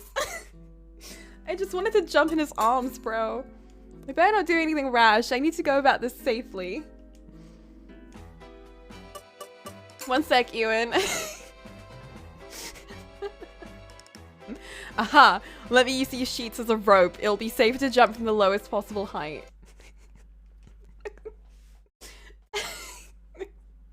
I removed the sheets and tied them to the window frame, using that as my means of escape. Oh my god. Okay, I'm ready. Jump from there. The sheets didn't reach the ground, so I climbed down them as far as I could and then jumped toward him. Oh my god. Are you okay? Yes, thank you very much. Oh my god. Mr. Ewan gently lowered me to the ground. But how did this happen? Well, actually... just imagining her jumping from like the 4th floor and he's just like, wait a minute. I don't think just catching you will do anything. I told him Mr. Noel was the one who stole the knife, plus her motive for doing so. What on earth? So she told him she'd rather he drop dead, and he said very well and this just up and left? Yeah, so I'm very worried. I have no idea where he went. And then that was... What is it? Do you know something? Well, I was deep in the woods just now, where people say they saw the black dog. I saw something silver on my way out. I thought it was nothing, but that could be... Mr. Irving? It could very well be. I'm gonna look for him. I'm coming. I'll grab some Latin, so wait here. Oh, we're going together. And so we made our way out of the dark woods behind the manor, light sources in hand. Let's just not pretend any of that happened, and we just landed really nicely in his arms, and everything is great. This area is under control. There shouldn't be beasts about, but be careful when we go deeper in the woods. We don't know what's out there. Okay. Though scared at just how dark the area was. Mr. Ewan and I ventured further in. But do you really think that that Irving's gonna go kill himself? Something tells me you're overthinking things. I really think he will, yeah. Why? I had a dream in which Mr. Irving dies. A dream? Is that why you think he'll die? It might seem silly, but I've been able to help Mr. Irving time and again thanks to my dreams. In fact, it was my dream that helped me prevent you from attacking him at all. You can't be serious. Then again, I guess you did seem to predict what was going to happen back then. Fine. I trust you. He trusts me. In any case, we need to find him. There's a bunch of stuff we need to ask him. Right. Huh? What? You don't want to? Well, I'm starting to feel like I shouldn't actually ask him anything at all. If I can just confirm his safety, that's enough. Learning the truth would be frightening in itself. What, getting cold feet now? As nosy as you are, can't you solve anything without knowing stuff in advance? Well, Look, oh my god. I'm grateful to you. Thanks to you, I was able to learn about my father. That prevented me from going down the wrong path. I shudder to think what would have gone down had I not known. I might have been a murderer. Yeah, you might have. You might have even stabbed me or something. I mean, that's crazy. Mr. Ewan. Well, you decide what you want to do. I'm gonna ask him my questions, whether you do too or not. He doesn't beat around the bush. It's kind of encouraging to see someone so focused. Oh my god, what? No! Bro, why do they keep doing this to me? Oh my god.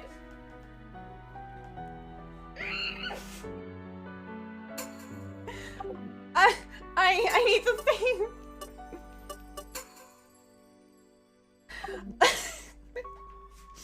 Solène, you don't understand. Last time they gave me a choice like this, I was like, he was like, if I were your master, would you be my maid? And we were like, yes, hell yeah. And then Irving walked in the room like, oh, I see. And then he left.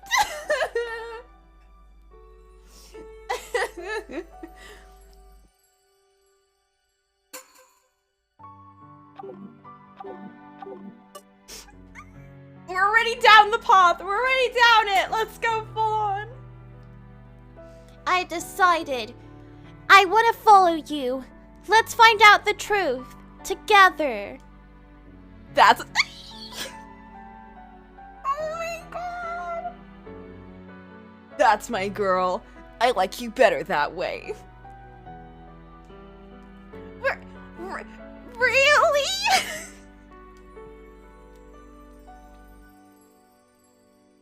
Bro!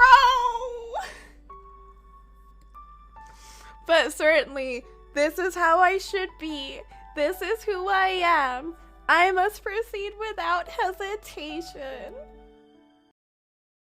Oh my god.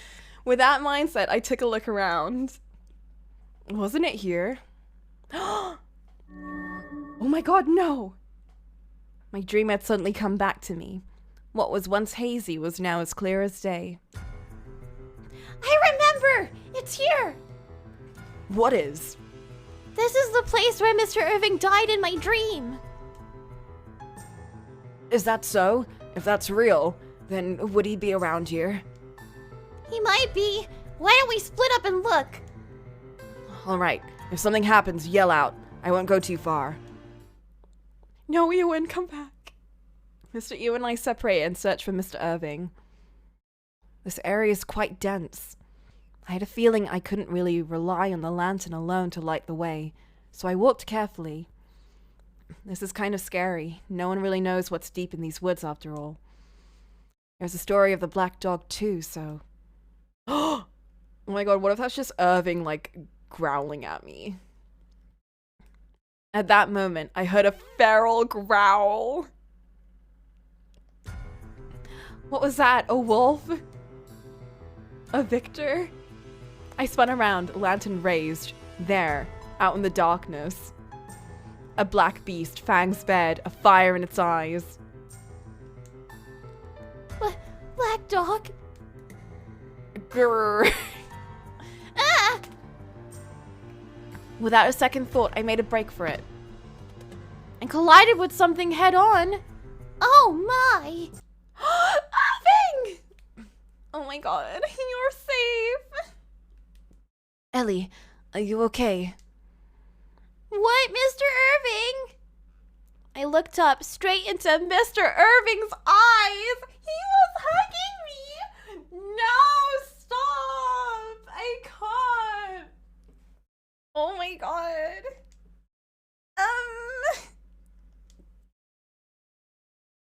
Oh, had a wild dog after you, did you? It seems they have made this place their home again. Shoo, away with you. He shot the beast a hostile glare, causing it to retreat in fright. Oh my god, bro? You're like a delicate flower. What are you doing? A wild dog? Not the black dog, then. I think such is just an old folktale. I have never met someone who has actually seen it. Oh, is that so? But why are you here? I was looking for you, Mr. Irving. I had a bad feeling after hearing Miss Noel's story. I thought you might die, just like in my dream. I was worried that you might kill yourself. Really? So you grasp that much? You really are amazing. Were you really going to kill yourself? Is that why you're here? I came here because I thought I might be able to remember something. As that Natalie girl was attacked here. Oh my god! Oh my god, okay, listen. So Victor is the black dog, and he's the evil abomination that everyone keeps talking about. And they tried to get rid of him, and something happened during that exorcism, I think, that made Irving lose his memories of everything from before 10 years, which is why he doesn't remember that promise. So now he thinks, because they keep saying it's someone that looks like him or it's someone like him, that he was Victor and that he killed those people and attacked Natalie. That's my thoughts.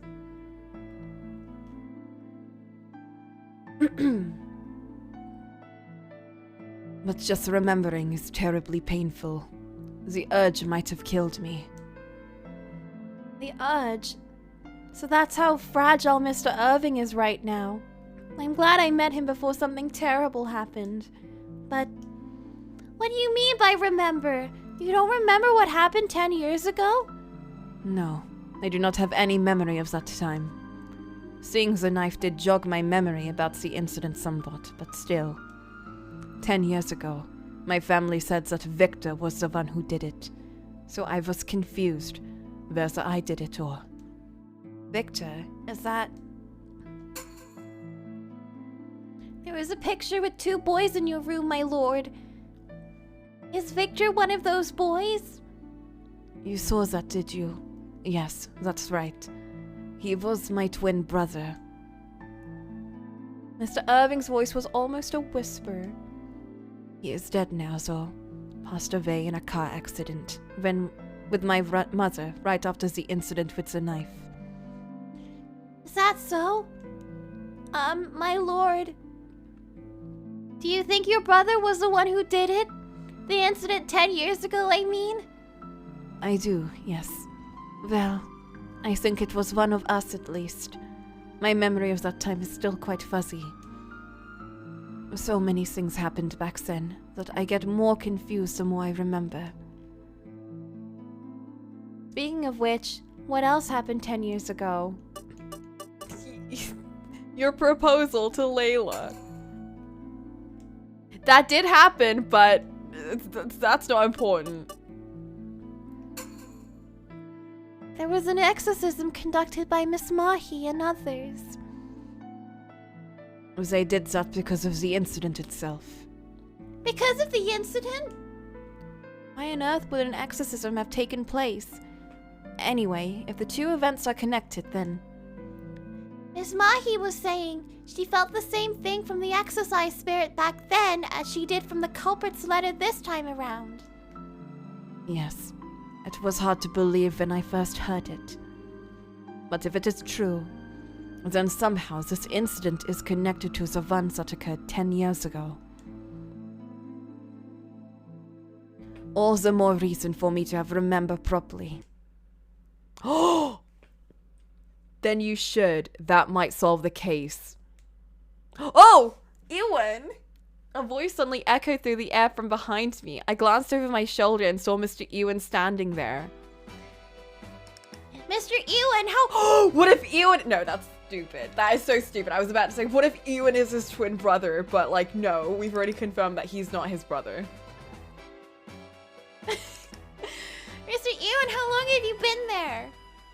Oh, from about the time you said he couldn't recall what happened a decade ago. I heard you guys while searching and was listening in, but, like, I couldn't help myself, so here I am. Hey, Irving, try to remember from me.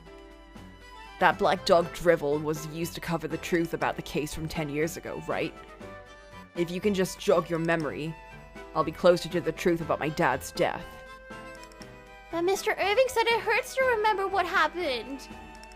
Having him remember is the only choice we've got now. To be honest, I couldn't care less about how Irving here screwed up in the past. Damn!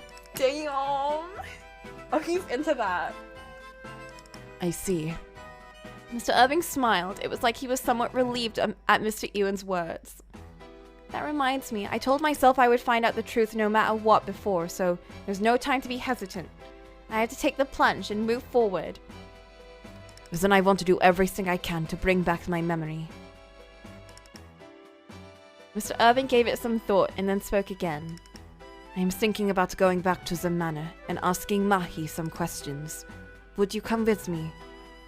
Miss Mahi? Yes, after remembering some things, I think it is better to ask her about what happened 10 years ago. But I still can't trust her fully.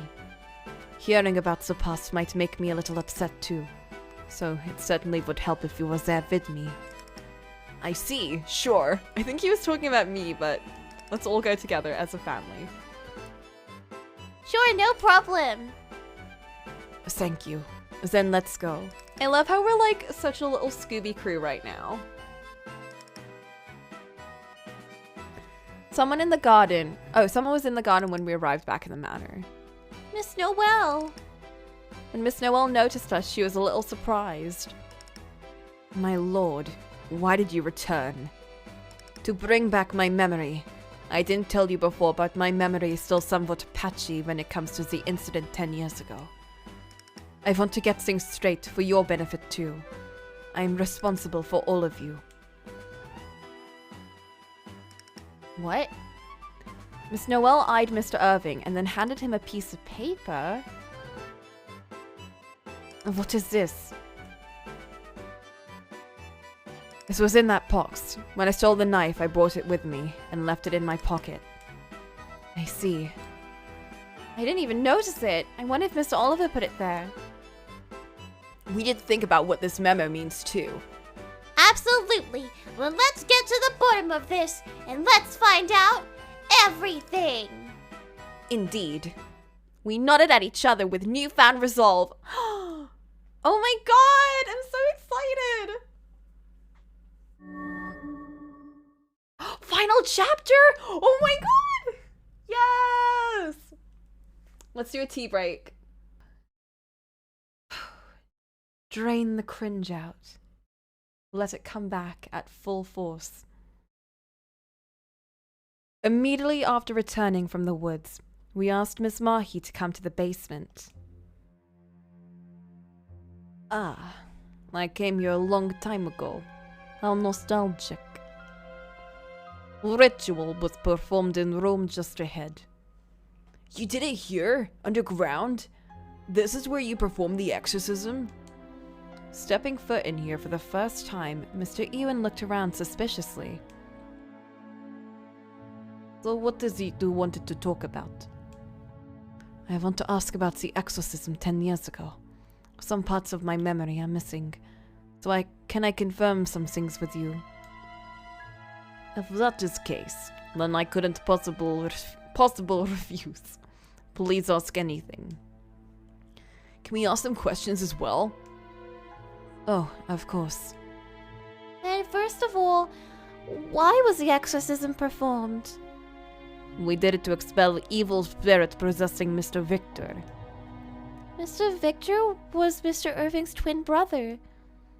Once he was such a gentle child, but after a certain age, he started tormenting animals as if possessed by something. Tormenting animals? Back then, there had been squirrels and rabbits killed deep in the woods. They said it was the work of the black dog. You mean the one who really killed them was Mr. Victor? And Natalie was attacked in the same way, right? Natalie. She must be girl from village. It seems so. When we received the request, we were told girl from village had also been attacked. I see. So it was Mr. Victor who attacked her. Which means that Irving is innocent. I think so. Hearing that, I don't see any reason for us to believe that Mr. Irving was behind the attack. But why did Mr. Irving think that he himself might have been the culprit? Do you have any idea what happened? No, I am more confused than anything else. Confused? Well, after hearing about it, my memory became clearer. I am sure that my brother was responsible for the attack. That day, he brought home a knife with blood on it. I can remember everyone's faces turning pale. My parents had been worried and made him see a doctor. But even after the incident, my grandfather started to claim that he was possessed by a demon or an evil spirit. That explains the exorcism. Before we were called, they had tried a number of methods, like having priests exorcise demon. However, none of them seemed to really work. The Lord told us he wanted evil spirit gone, and told us to do whatever was necessary to cure him. Maybe the mother finally thought that there was nothing they could do except kill him, so she took him with her. Or tried to, and maybe he survived, and he is doing all this in revenge. Whatever was necessary. In those days, my grandfather also governed the village, so he couldn't have a member of the family attacking someone from the village. Victor said he didn't mean to hurt the girl. He just wanted to show her the knife to scare her, but grandfather wouldn't listen to such an excuse.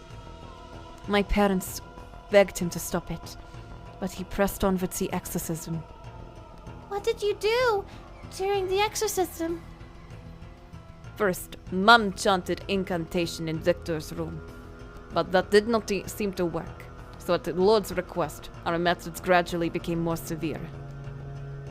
That's right. After a while, the ritual moved to the room just ahead. Not even family members were allowed inside. For days after, we heard screaming. I was locked out too, so I did not know any details.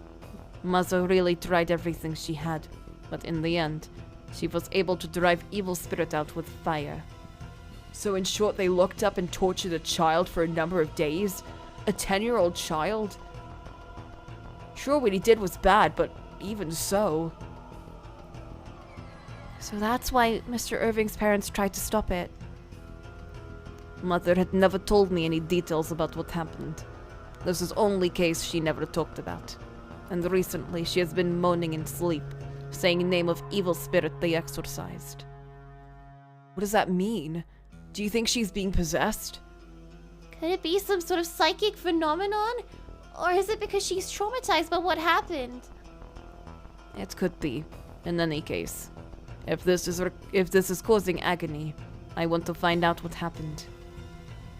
Speaking of which, you said that you sensed the same feeling from the letter as you did from the evil spirit. Yes.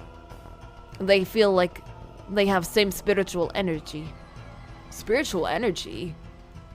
Essentially, it is energy that all living beings have. If person holds strong spiritual energy, they may stay and become spirit after they die. So, what do you mean by evil spirit?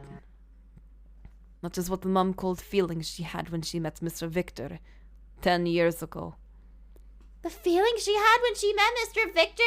You had the same feeling before. So that means Victor wrote the letter? That is one possibility. If I was right about what I felt. That is not possible. He died, didn't he? It is possible for a ghost to write a letter. I am sure you are suspicious after what happened at Seance, but that was just a lack of skill on my part. So, the ghost wrote the letter? No, truth is, I do not know. I felt same spiritual energy, but I cannot tell whether the person who wrote it is dead or alive. So it's possible that he is alive. That's more believable than the idea a dead person wrote the letter. But... Mr. Victor died in a car accident along with Mr. Irving's mother. Really? Did you see the bodies? I did not. The bodies came home after the accident, but they were in an awful state, so I wasn't allowed to see them. But my father should have confirmed their identities. I don't know how bad they really were, but are you sure that he properly checked the bodies? If they were minced up or something, like, you wouldn't even be able to tell they were human. Mr. Ewan, your example is... Now that you mention it, I do not know how their identities were confirmed. I just believe whatever I was told back then. I see. Should we investigate? Investigate? How?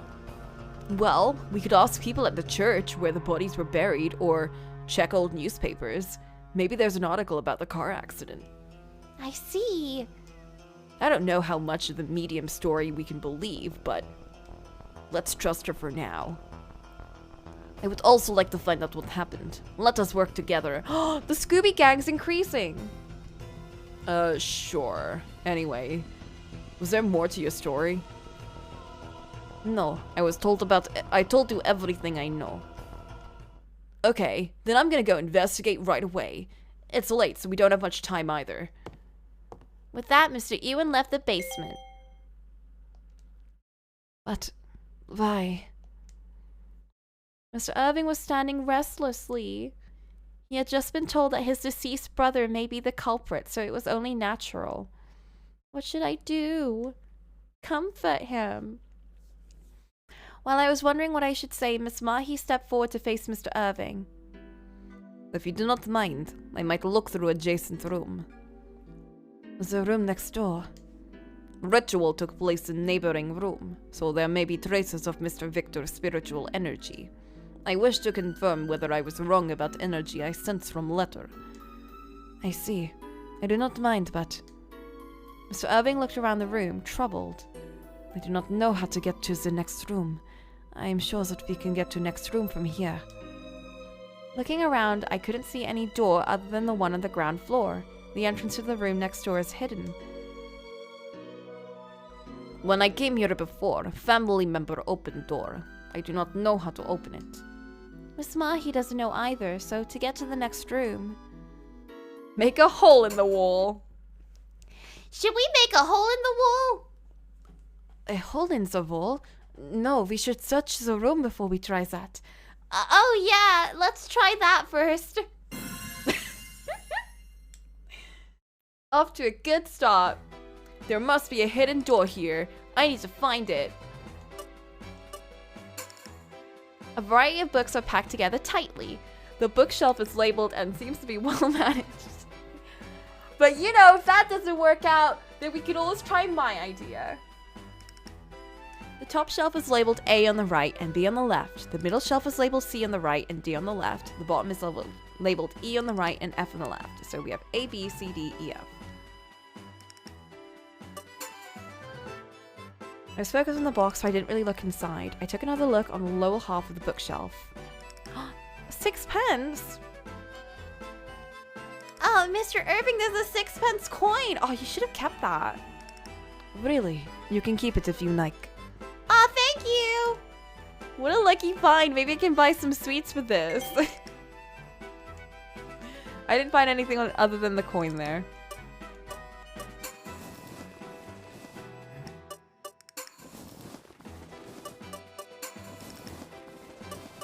Hell yeah, 6p. That's like 500 pounds or something in yield times.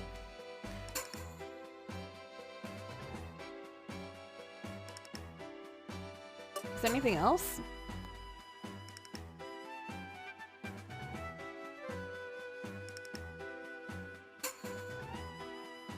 Oh, +1 G5. I wonder what it means. It was in the box with a knife, so I think that Mr. Oliver was trying to tell Mr. Irving something. Oh, is it somehow connected to the labels in the bookshelf? +1 G5 A, B, C, D, F.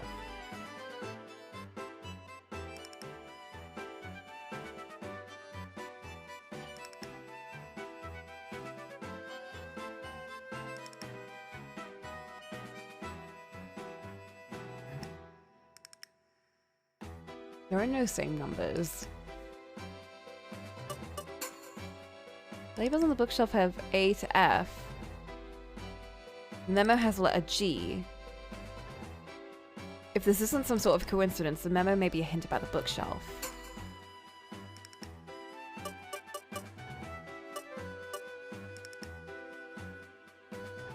G5. +1 G5. What does that mean?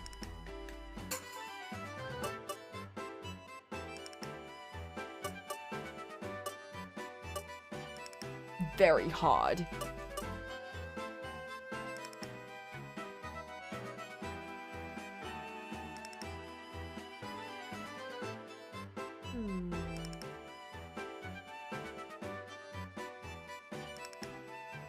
I'm racking my brain.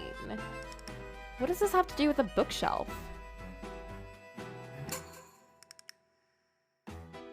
Irrelevant.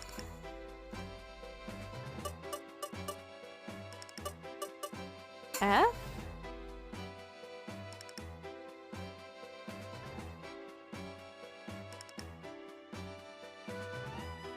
This is the 6th letter of the alphabet. +1 G5.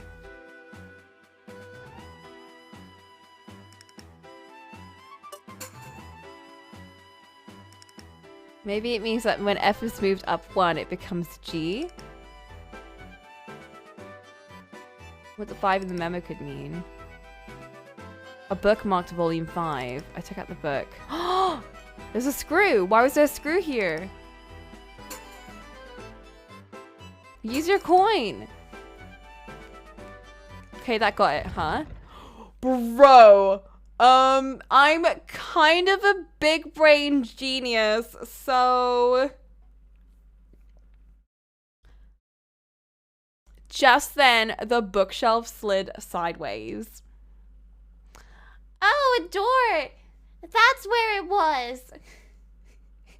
Found it all by myself. It seems so. There is a stopper on the back of the bookshelf, which comes off if you remove the screw, allowing it to move. Really? Wow! I totally knew that. Anyway, glad we could find it. It's all thanks to that memo. Yes, my father was leading us to the next room. I wonder what could be there. Mr. Irving touched the door nervously. The door opened with a deep sound, and we stepped into the next room. Oh my god. What are those things on the wall? Are those words? This is... It was an eerie sight. I found myself unable to move. So this is where Mr. Victor's exorcism was performed. For days on end at that. It seems I was right after all. I do believe spiritual energy that lingers here is same as which I felt from the culprit's letter. Murmuring, she touched the bed that had been placed there. In other words, it belongs to Mr. Victor. Yes, or maybe it's evil spirit possessing him. In any case, it's the same as I felt when I met Mr. Victor. Really? Oh? You have been here before too, Mr. Irving. Miss Mahi seemed shocked.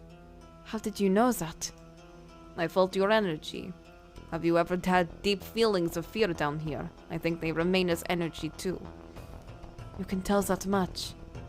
Deep feelings of fear. Did something happen to Mr. Irving here? Is there such a thing as spiritual energy anyway? Should I believe everything you have said so far? I am not lying now. Of course, given my behavior so far, I do not blame you for being skeptical. I have checked everything I need to check. Excuse me for now. Please let me know if there's anything I can do. With that, Miss Mahi left the room. Only Mr. Irving and I remained. Did something happen to you here too, my lord? I asked a question timidly, and he responded in a whisper. I was attacked. What? After the exorcism was over, my brother brought me here against my will and choked me. Mr. Victor did that? What for? He was really angry at me for taking everything away. My mother came in immediately and helped me. Taking everything? Everything from him. Mr. Irving's face seemed to twist in pain, but he still continued on. It was like he was talking to himself. Oh my god. This poor boy was strangled. Like, how did he even survive? After that, Mother brought him to the car and drove off. Who knows how grandfather would have reacted if he found out what my brother had done. They left the house to escape, but during that escape, they got into an accident. That's why they died. No way. Maybe she'd had enough at that point.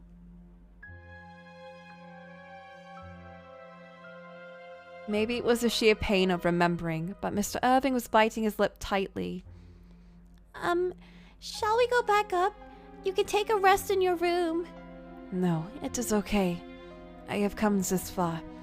I need to find out what my father was trying to tell me. Okay, I'll help.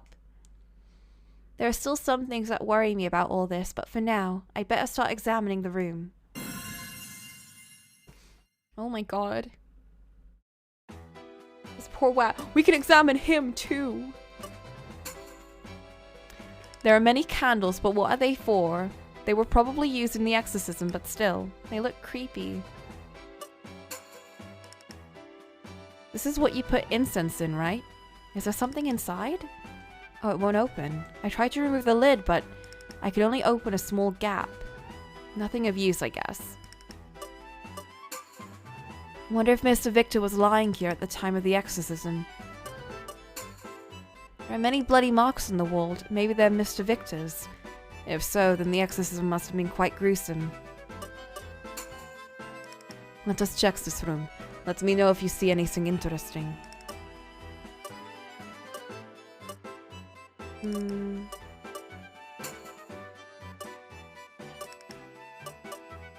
Oh.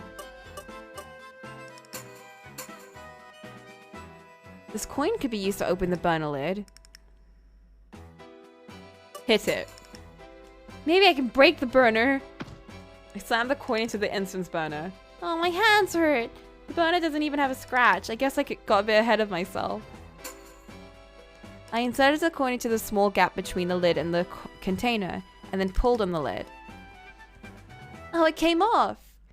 I peered into the open burner. There was a piece of paper in it. Something is written there. It's Mr. Oliver's handwriting. So is this a letter to Mr. Irving? I read the letter.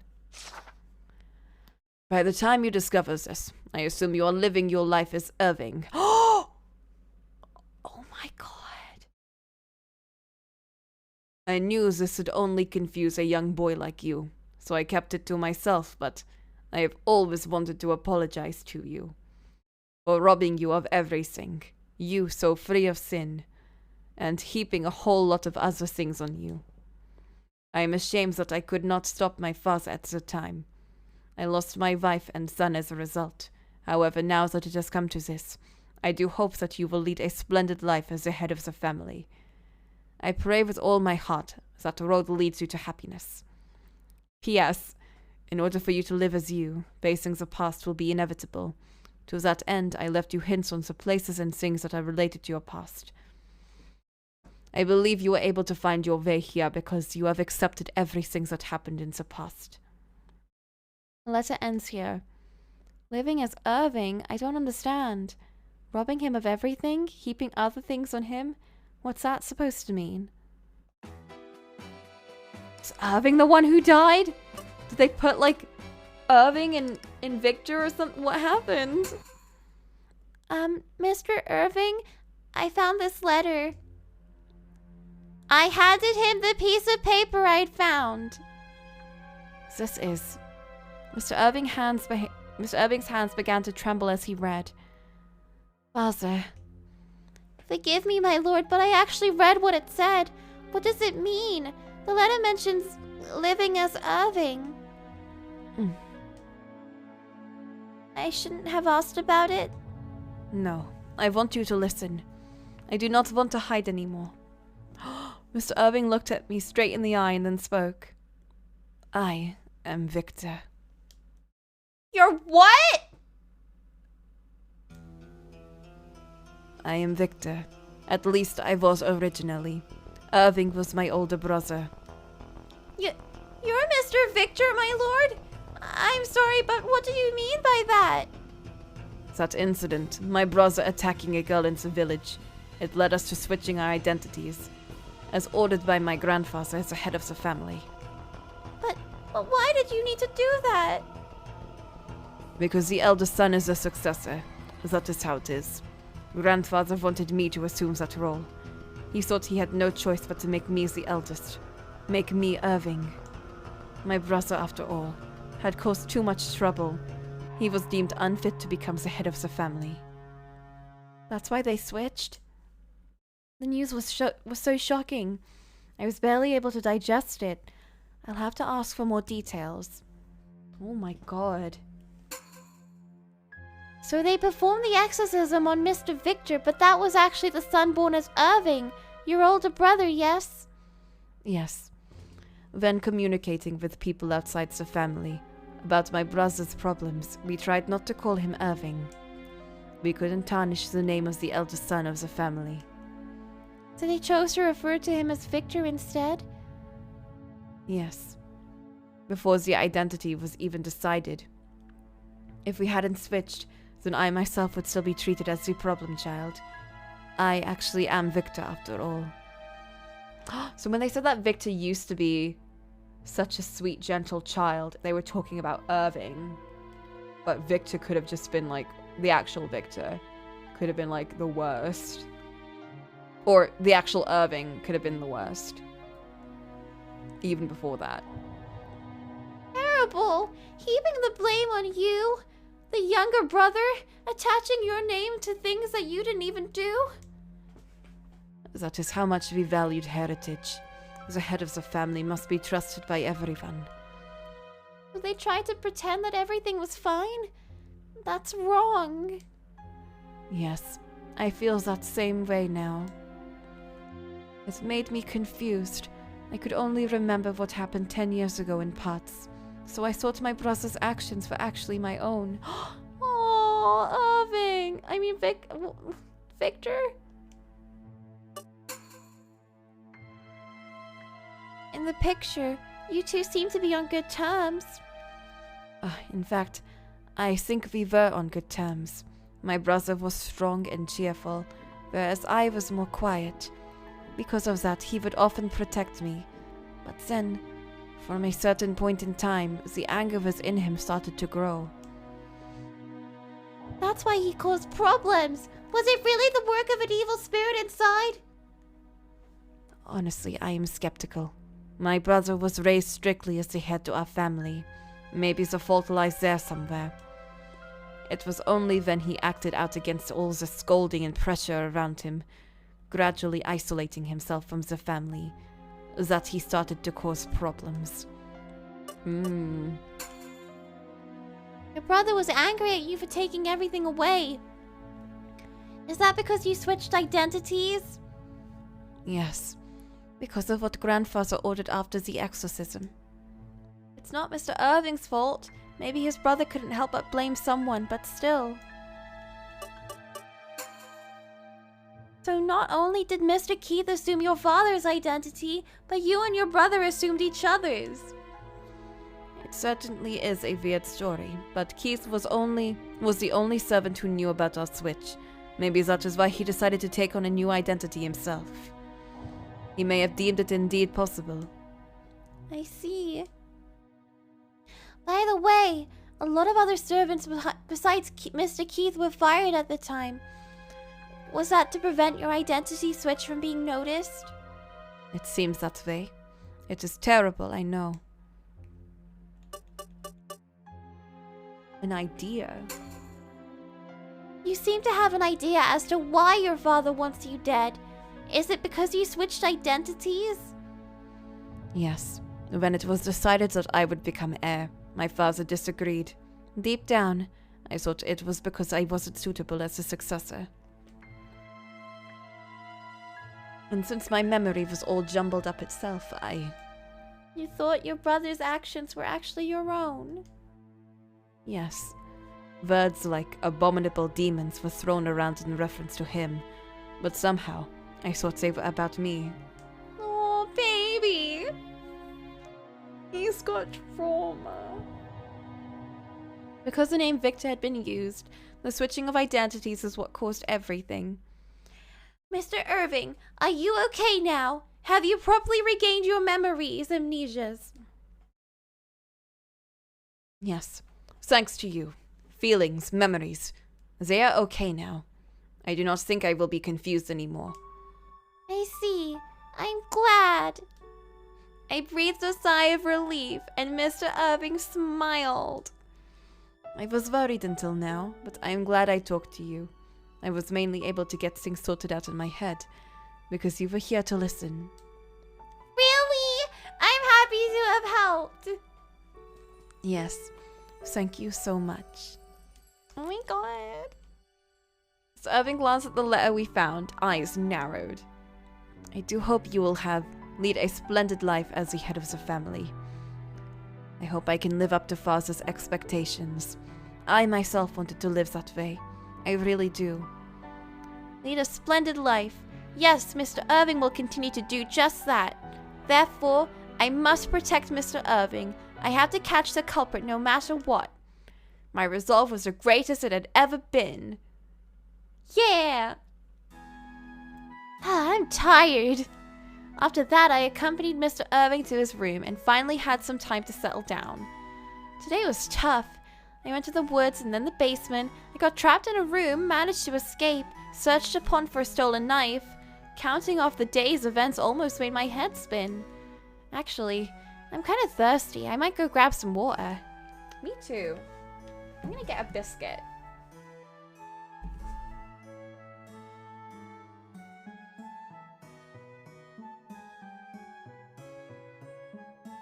Okay. When I went to the kitchen, the lights were on. Huh? It's so late. I made my way to the sink. Somewhat suspicious. Oh my god! Oh my god. What if Jack is Victor / Irving?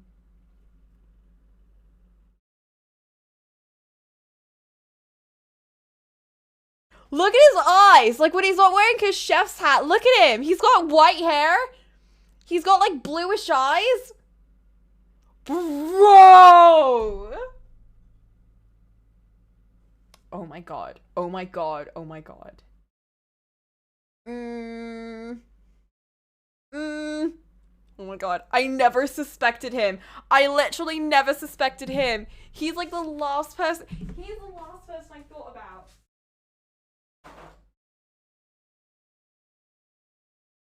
Oh my god, I need my biscuit so badly right now. Like, bro.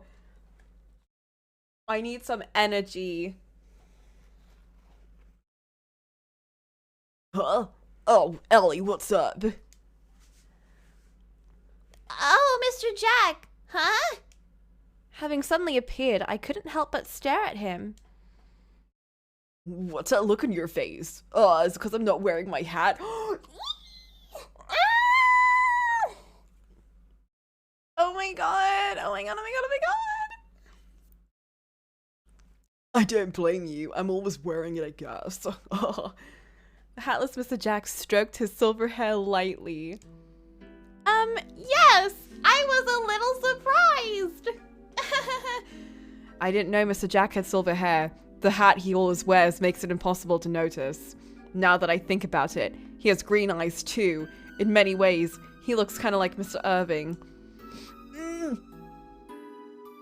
So what are you doing here? You want to get some snacks? I was thirsty, so I came to have a glass of water. I see, then I'll make you some tea. I asked for water, but I guess I can't reject tea. You have no more work, right? There's some leftover scones, so let's have a midnight tea party. Oh my god. Wow, thank you so much. You're so kind, Mr. Jack. It's my policy to be nice to girls. Is that right? Come to think of it, I don't know much about Mr. Jack. There's some things I'm curious about. Let me ask him some questions. Oh my god, he's gonna kill us if we do this. Oh my god, oh my god, oh my god, oh my god, oh my god. Like, on one hand, I'm like, bro, he could kill us. But on the other hand, I'm like, bro, he could kill us. I'm like fanning myself. He just suddenly got like 50 times hotter. Like, I'm just saying, he was kind of just like, you know, there this whole time, but like now. But like now, you know, like, oh my god.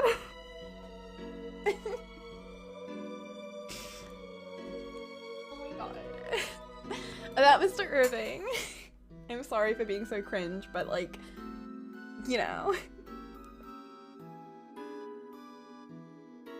I know, he went from being a bro dude to like dangerous and a wab. Like, we have like all the boys here. We have like soft wab who dies at every turn, and then we have danger wab who you cannot trust. Like, this game is actually perfect. Oh my god. Mr. Jack, have you ever met Mr. Irving? And now I feel even worse about the dumb voice I gave him because I thought he was gonna be irrelevant. I thought he was gonna be random chef and NPC character that we don't care about and will only appear like 3 times in the game. I did not. He was the last person I thought about. Oh my god, I hate this. No, I've only seen him from a distance. I'm always in the kitchen, and the Lord never comes down here. It's been half a year since Mr. Jack came here. During that time, Mr. Irving was barely ever at the manor. I don't think it's strange that they've never met. Mr. Irving didn't even know about Natalie. Speaking of him, the Lord seems to like you. What? I'm not sure if he likes me. Louisa told me that he's always calling you over to his room. Louisa told you that? I'll have to ask her about that later. What kind of person is the Lord anyway? Is he sort of overbearing, or? Not at all. He's serious yet responsible. I think he's wonderful. Oh, good for you. Oh my god, bro. He's like collecting information now. Now, he's so much. Oh my god. He's got Danger Boy vibes, like literally coming off of him after he took off that chef hat. Were you still working here, Mr. Jack? No, I've already finished my work. I was worried if the fire in the oven was properly extinguished, so I came to check. Uh-huh. What were you doing before coming to this matter, Mr. Jack? Pretty much the same thing as here, like cooking for nobles in their mansion. I used to be at the bottom, though, so it was much tougher. It's nice to not be yelled at here. We're low on staff, though, so I can't goof off as much. Is that so? Getting yelled at? Even a master chef like you? Oh, unless it was for goofing off itself. Ha! That might have been part of it. Well, people were tough on me for my own good, I guess. After finishing the tea, he's so normal though. After finishing the tea and scones, Mr. Jack got up from his chair. Like, you would never think he's a psycho bro. Now that we finished drinking tea, shall we call it a night? Yes, good night. Good night, sweet dreams. What? Huh? Did I say something weird? No, it's perfectly a normal figure of speech. A sweet dream. For a moment I thought he was talking about a prophetic dream, which gave me a start. I'm sure Mr. Jack doesn't know about it. I'm sure that's all fine. That night I had a dream again. Oh my god! I'm sorry, is this the end of the letter? What's going on? Red? Is this fire? What on earth is burning? No way. Is the manor burning? It's hot. I'm burning too. Oh my gosh, fire! Huh, what? Are you still asleep? I jumped out of bed suddenly. Louisa, who was getting ready, looked at me strangely. What do you mean, fire? You'll jinx us saying things like that. The manor was on fire. They could have burned everything and everyone this time. What are you saying? Really? You're scaring me. You got up earlier than usual just to say that? Enough sleepwalking. Go wash your face. Louisa, you don't get it. Bro. You could have been trying to wake me up today. I'm going first. Don't be late today. Louisa left the room without giving a second thought. Maybe she got used to my morning routine. I must immediately inform Mr. Irving about my dream before things go wrong. I quickly got ready for work and then hurried out of the room. Oh my god.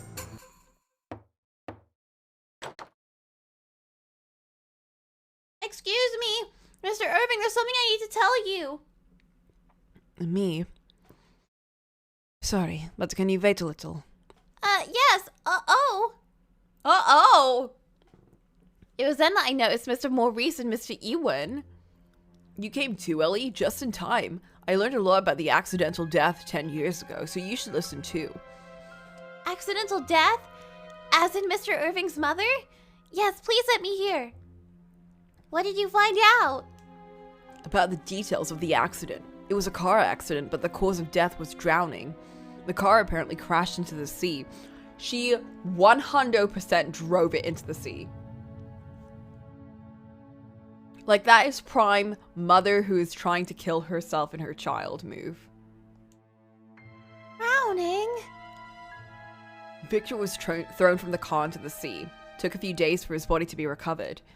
So it didn't look the same as when he was alive. They determined it was him based on his belongings. Is that so? So the body might not have even been his? Yeah, it's possible. If Mr. Irving's brother is alive, then I wonder if there is a possibility of him being the culprit. That is, if Miss Mahi's words were anything to go by.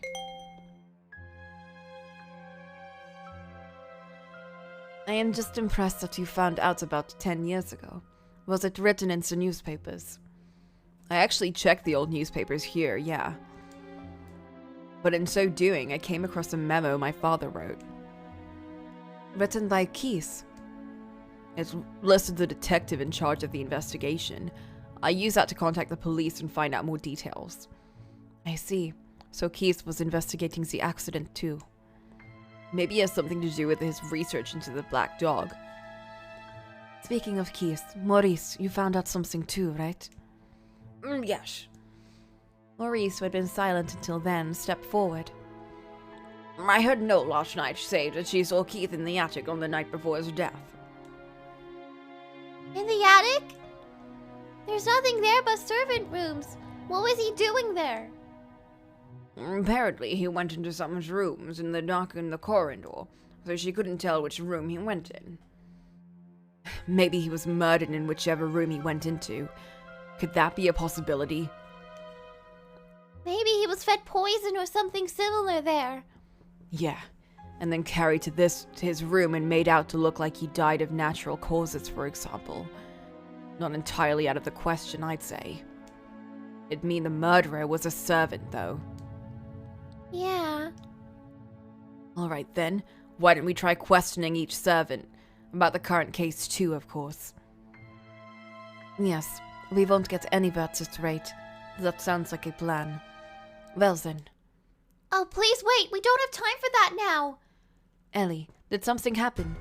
Well, yeah. I had a dream this morning that this manor was on fire. Fire? That sounds preposterous. What caused the fire? I don't know what caused it. All I know is I saw it burning.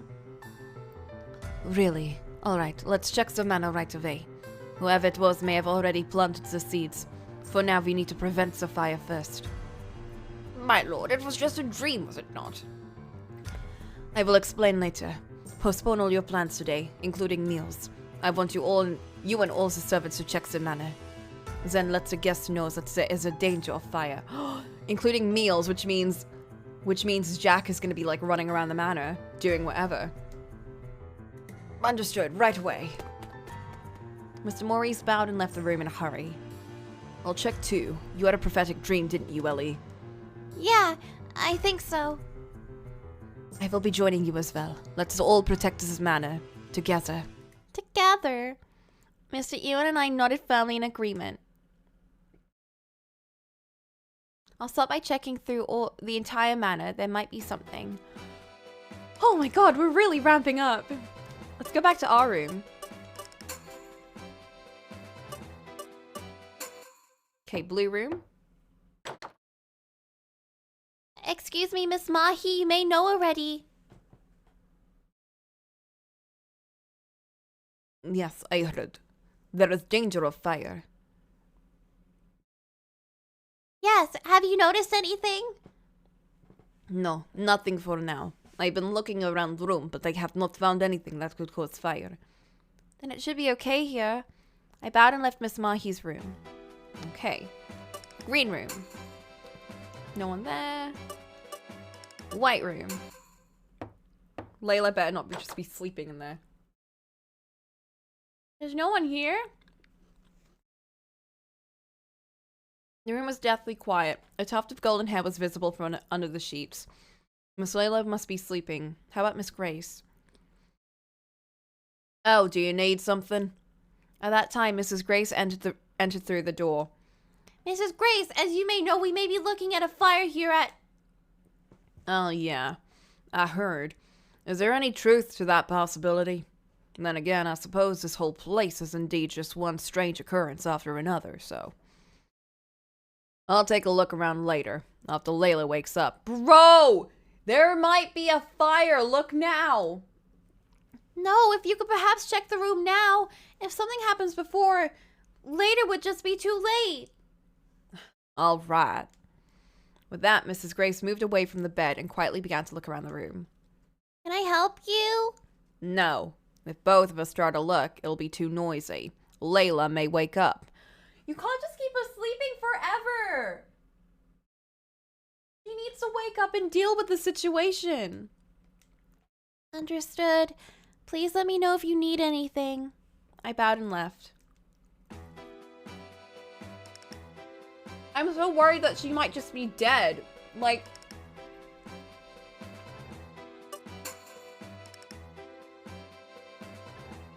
my god, the kitchen. Natalie entered the kitchen at the same time I did. Sorry I'm late. Oh my god, you can't... How did I not notice that he has white hair? Oh my god. Oh my god. Hey Natalie, you okay? Yes, I'm sorry I left in the middle of my shift yesterday. And thank you for the treat. Seems like you've recovered. Good for you. Well then, let's get to it. Can you come help me here? Yes. What are you making now? I'm frying some onions. Think of using them in the soup. Cooking is cancelled today! Oh wow, what a beautiful caramel color. Well, I did put in the work. It takes an hour to get it like this. Oh, my hands hurt. Ooh. They really are a nice golden brown. It must have been tough to get them like that. I bet it'd go great on white rice. Why is that? What? I bet the onions are gonna set off the fire. Jack, I need to talk to you. At that time, Mr. Maurice came into the kitchen. I'm sorry, but could you stop cooking right away? Oh, what for? If I stop, I won't be able to prepare breakfast in time. That won't be a problem, it seems. When you get to a good point, turn off all your stoves and other flame sources. What? I mean, fine. I'll make sure I can use these again later, but still, it takes so much work. I know how you feel, but we may have a fire on our hands. Can you make sure there's nothing dangerous lying about now? A fire? Really? Oh, Natalie, you help look around the kitchen too. Okay. Oh, okay, I'll lead you to it. I'll turn off all the stoves and stuff. They'll start investigating the kitchen now. Should I come back here again later so I don't get in their way? While considering what to do, Natalie spoke up.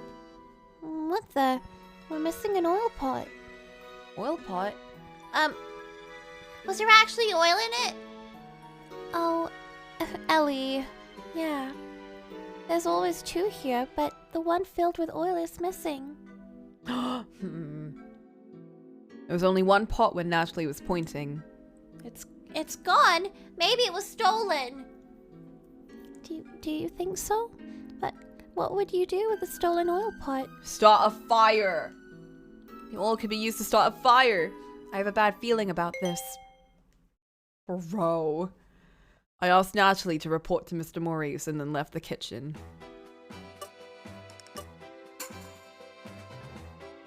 I tried to enter the dining room, but What? It's locked? the door was locked and I couldn't enter. Are you trying to get it into the dining room? I haven't been able to enter for a while now. Louisa had seen me standing there in front of the door and decided to let me know as she was passing by. For how long exactly? Well, I tried about 10 minutes ago. Someone's inside, I guess. Someone? Who? I don't know. Oh my god. I have a bad feeling about this. Hey, Louisa, can you take a look from inside from the window? Me? All right. I suppose we need to make doubly sure of everything. What with this talk of a fire potentially happening? Which reminds me, weren't you saying something about a fire when you woke up this morning? That have anything to do with our making the rounds now? Well, I'll explain later. What's that supposed to mean? Louisa gave me a suspicious look, but went outside to check from the window. I'll let Louisa handle that for the time being. I should investigate elsewhere. Oh, man. Hi, Ellie. Miss Noelle, are you checking this room? Yes, Mr. Maurice told me to, but I haven't seen anything problematic. I see. What about up till now? Has there been anything unusual? Well, this may not be related to the fire, but when I went to the storeroom where we keep our embroidery tools, I noticed a silk thread was missing. Oh, they're gonna lead the fire up from the thread and oil it up, and then set it all around the house or something. I don't know. Silk thread? It's the same as this. I went to pick it up before talking to Maurice, and that's when I noticed. Mrs. Noelle showed me a lustrous... Layla is not in bed. She's not in bed right now. Boop was right. Holy shit. She was never in bed. She's been replaced by silk thread.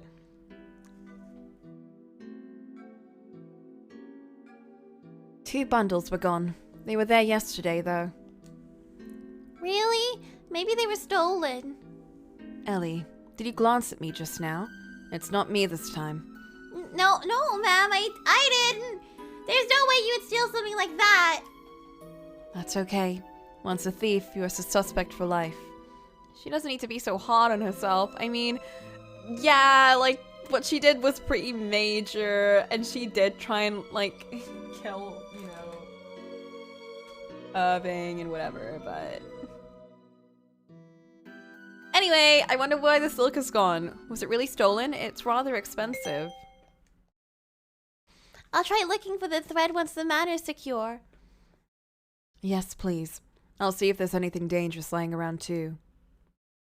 I think I've looked around most of the manor now. With that, I return to the hall.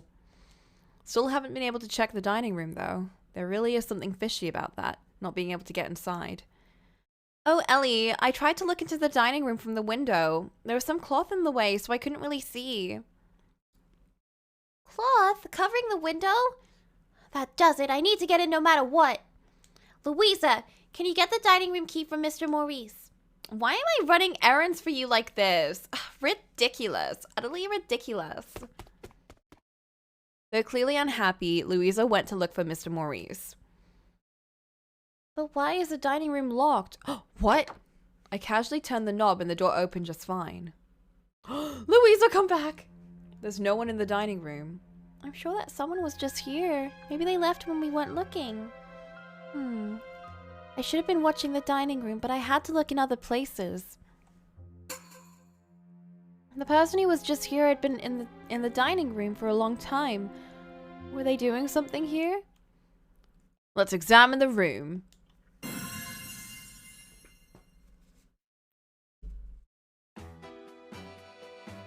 Oh man. Everything's coming together now.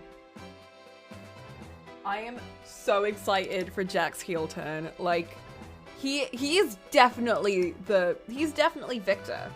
Or Irving.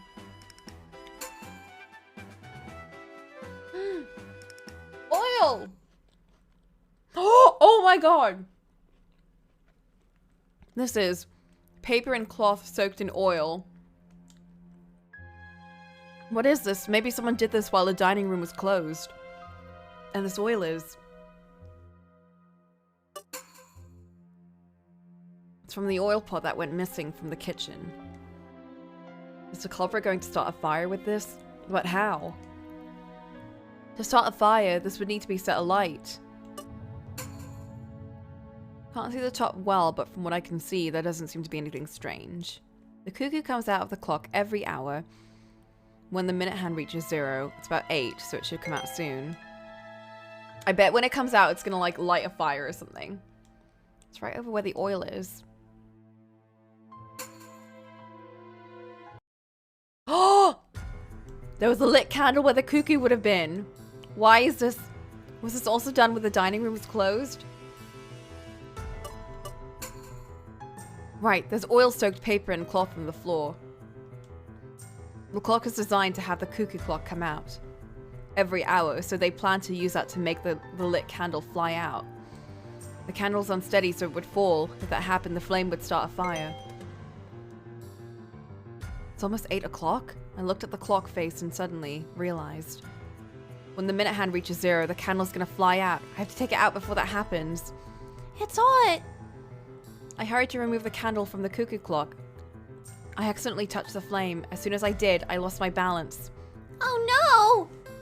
I'm gonna fall off the chair, but I can't let go of the candle. I toppled headfirst, still holding the candle. Ellie! Who caught me? Oh my god! Just then someone ran to me and caught me as I fell. Mr. Ewen? Oh my god! Are we on his route for realsies? That's dangerous. What were you doing?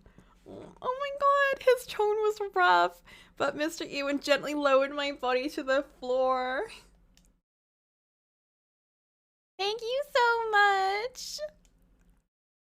The butler said the dining room was locked, so I came to check and saw you about to fall off the chair. What happened? Mr. Ewan noticed a candle and the floor. What is all this? This was all done to start a fire. This candle was placed so that it would fly out of the cuckoo clock when it struck 8 o'clock. So that's why you have a candle. Good job. Mr. Ewan ruffled my hair. Oh my god! Stop!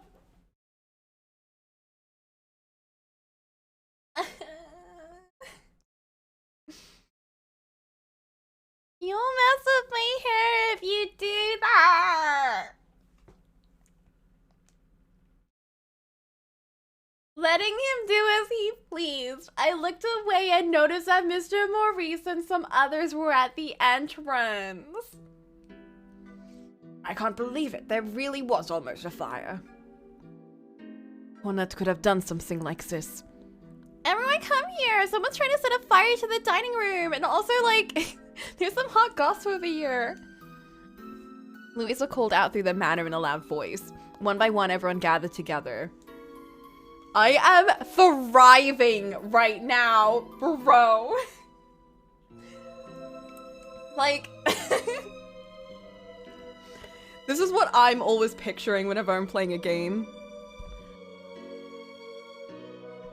And there's like a hot boy character. I'm like, oh no, what if I fall in this chair and like someone catches me? Oh no.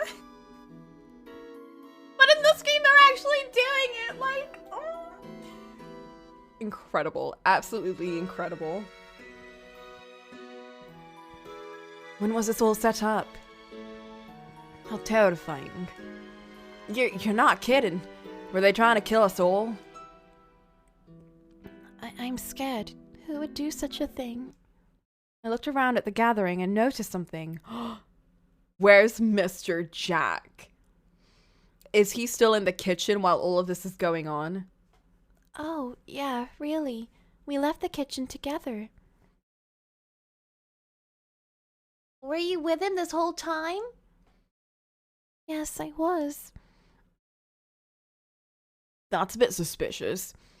Jack's the chef, right? It sounds like he ran away because he's the culprit. You think so? Even if he ran away, he must be somewhere close. I'm gonna look outside. Yes, please. Noelle, could you ask the people in the village to help look for him? Yes, sir. That'll really help. You'll look inside the manor. Okay.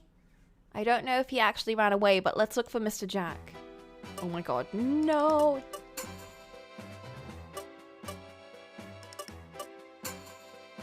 Not in the predecessor room. He wouldn't be back in the kitchen. He's in the reception room! There wasn't anyone in the reception room, although I stood in front of the door to the basement. Ellie, where are you going? Mr. Irving, who had followed me here, asked dubiously. Are you really thinking of going to look for Jack the chef in there? He would need a key to get in. I cannot imagine he would be in there. If he was just a servant, then I would agree, but maybe if it's Mr. Jack. Is there something about him? Mr. Irving, you haven't met Mr. Jack yet, have you? No. I only know that he is a young chef. Mr. Jack has silver hair and green eyes. He's probably the same age as you, Mr. Irving. I couldn't tell that they were the same age because he looks a lot buffer. Like, he doesn't look as twinky, you know? So, like, he doesn't have the same vibes as him. So I would have never... Like, his untwinkness literally caught me off guard. Like, it completely ruined everything. Like, my perspective of him was so different. If they made him a twink, none of this would have happened. Do you mean? That's why. Just maybe. I see. Maurice and the others are looking everywhere else. Let us try searching here. I know, my eye for twinks betrayed me. Yes, If he really is here, that would mean that Mr. Jack is... Once underground, we found ourselves at a loss for words. The door. The bookshelf had been moved aside, revealing a hidden door.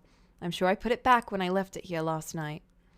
Does this mean he is beyond the door? Perhaps. Mr. Irving opened the door, hands trembling. He seemed to be nervous. Oh my god! Oh my god! Well, hello, my lord. What a coincidence. I wasn't expecting you here. Mr. Jack was in the room where the exorcism took place. In his hand was a lit candle, the smell of oil wafting through the air. Mr. Jack, what are you doing here? Oh, you don't want to get any closer than that. It'd be too dangerous. Mr. Jack pointed the candle at us. And then his voice changes to sound like his brother. Dangerous. If I accidentally drop this, that is. I do not want to hurt any more girls if I can help it. Ah! If he drops that candle on the floor now, no doubt the fire will spread very quickly. I had no other choice but to stop. Are you my older brother? Why are you still alive? The Lord stared at Mr. Jack, a stunned look on his face.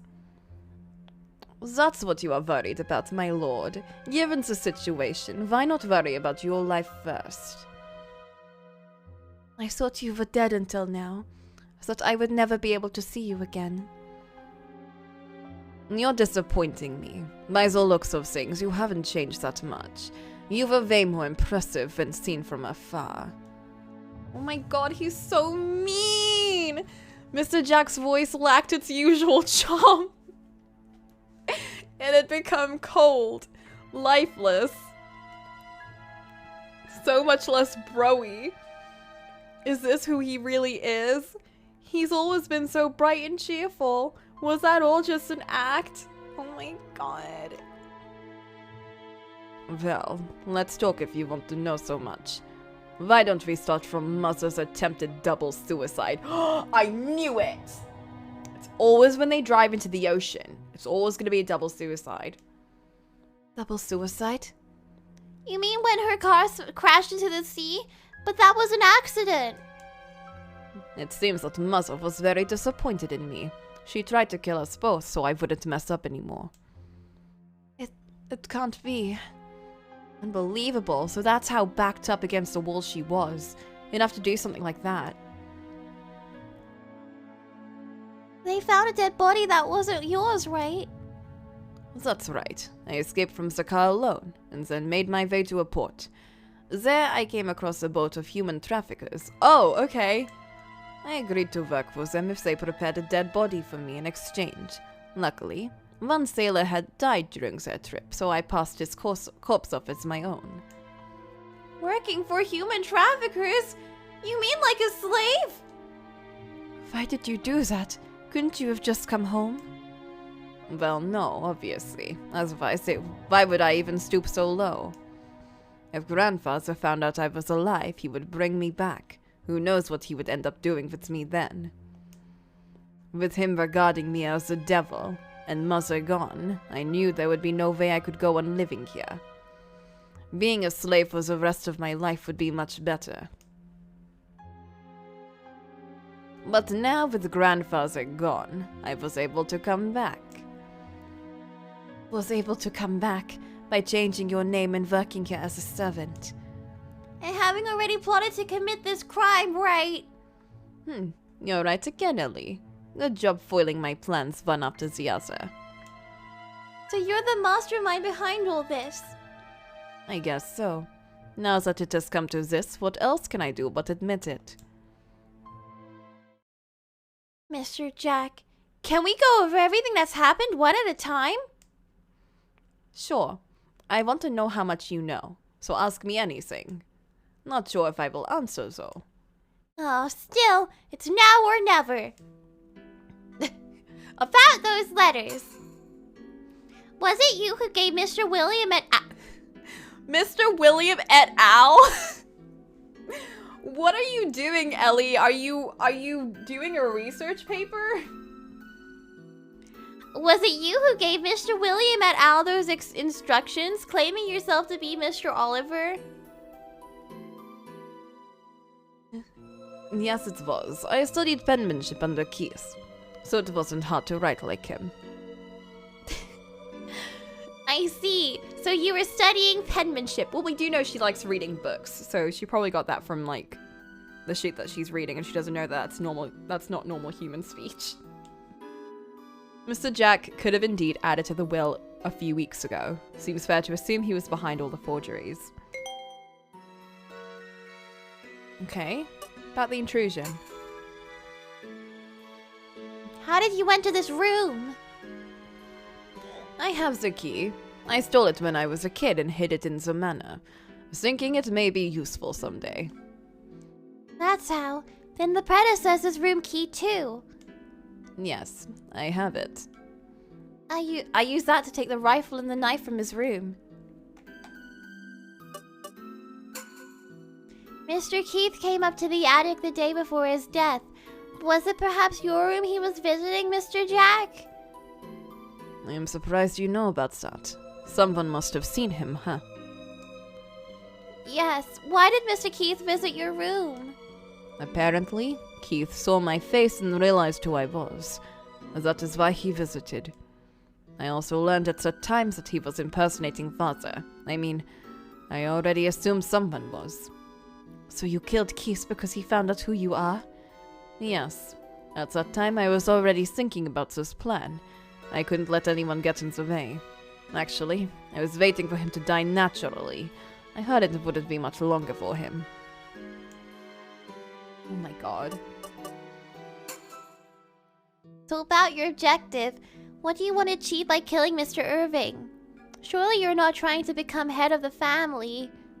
Oh, surely I am. The title, the position, it all belongs to me. I came to take it back. Belongs? Take it back? What nonsense.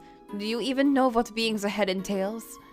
Well, what I do know is we won't settle this with words, which is why I decided to kill you instead. Yep, blame it all on Father's spirit and the actions of the perpetrators themselves, then reveal I was alive all along and take my rightful place as the head of the family. But every step of the way, you were there to foil my plans. I never expected those would-be culprits to turn their back on me, one by one. Was that why you decided to burn everything? Yes, as a last resort. Burn your body beyond all recognition so that you and I could switch places again. Not a bad plan, right? Huh, you've really come to know fear. Your face says it all. You put everyone in this manner at risk. What is so funny about that? How horrible do you think your actions have been, really? Well, I think I know. I mean, I had to do it alone. It was the only recourse I had. Mr. Irving glared at Mr. Jack coldly, but the latter just gave him a wry smile. Well, I told you almost everything. You know my plans well, so I talked more than I should have in the end. Oh my god. Mr. Jack said he told us everything, but is that really true? I don't think he is. Oh. Oh, wait, no! It was about hiding something! Never mind! I don't have anything else! No! That's not what he meant! Are we done? Thanks for listening. No! With that, Mr. Jack blew the candle out. Is he not threatening us anymore? Maybe the only reason he threatened us was to have us listen to his stories. But why? Fuck. Remaining doubts aside, we had at least caught Mr. Jack. But then, for reasons unknown, a fire broke out in the manor. And thus, I still got to see my dream unfold before me. Fuck. I messed up. I should have read, but I'm illiterate. They auto-saved it. Yay! Mr. Jack, are you sure you've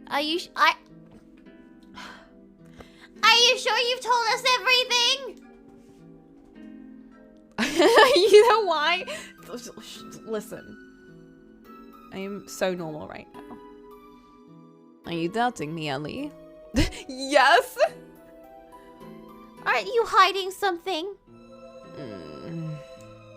I'm sure he's hiding something. I need to find out what it is. Oh my god, yes!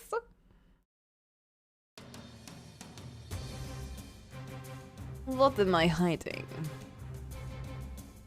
Maybe you're hiding something about that incident. You lied about something just now, right? Which incident are you talking about? Stabbing, residence fire, shooting.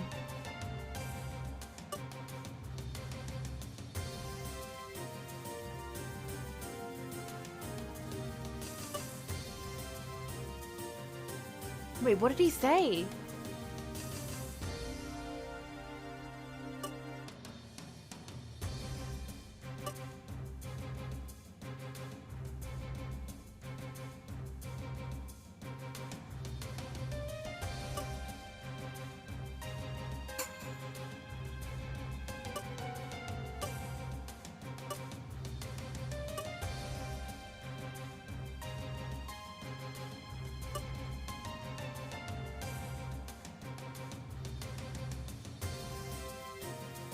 I think Layla's involved in this somehow. Oh my god. He didn't forget the promise because Jack made it to Layla. And he probably found her and maybe got her involved in all of this now. And that's why she's potentially missing. I mean, we don't know she's missing, but I'm just assuming from the silk thread. And how we didn't really talk to her at all for the last few days.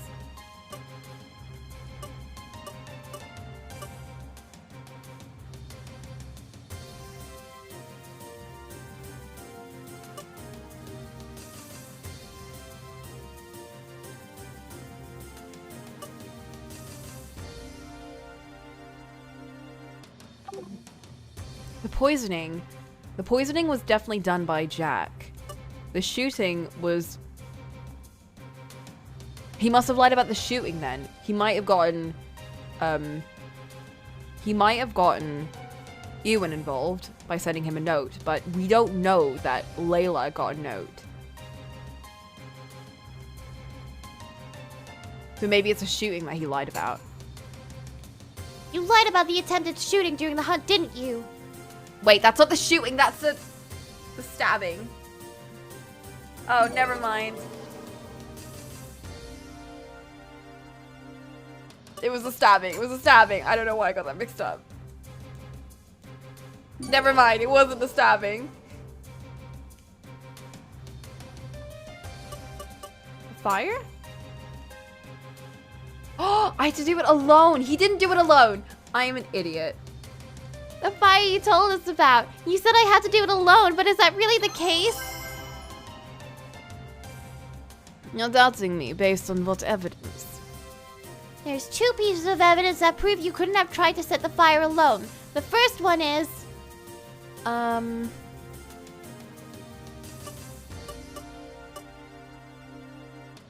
Because he was making onions?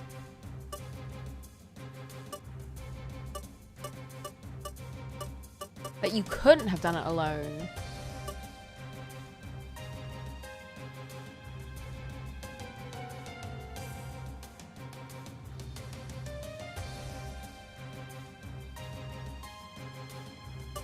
It has to be the onions, right?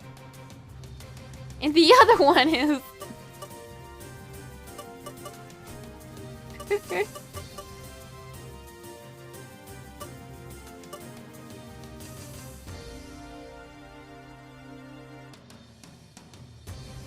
Well, he was in the kitchen, but someone was in the dining room the whole time. Fuck. Okay, I got one of them right. Are we done? I'm not lying here. Go on, Irving, say something. Ellie, that's enough. We're not getting anywhere now. I understand. Anyway, The fire started.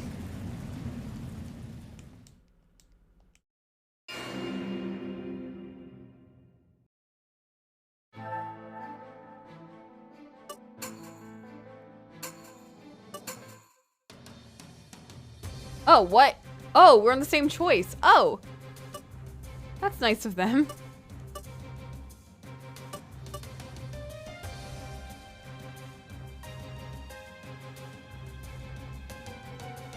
He wrote letters instructing people to commit acts of violence, use keys that he'd stolen, to enter the rooms. Okay, maybe it's this and being in the room. Oh, none of those are right. So it's definitely the caramelized onion.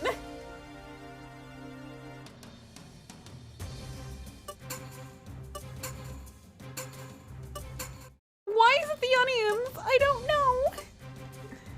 It's the onions. And he really worked hard on them onions.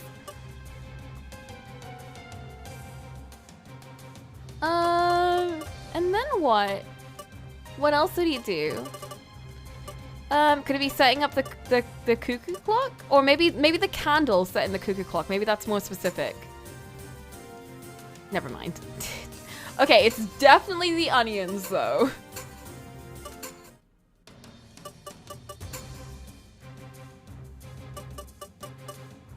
And the oil? No. No, no, don't save.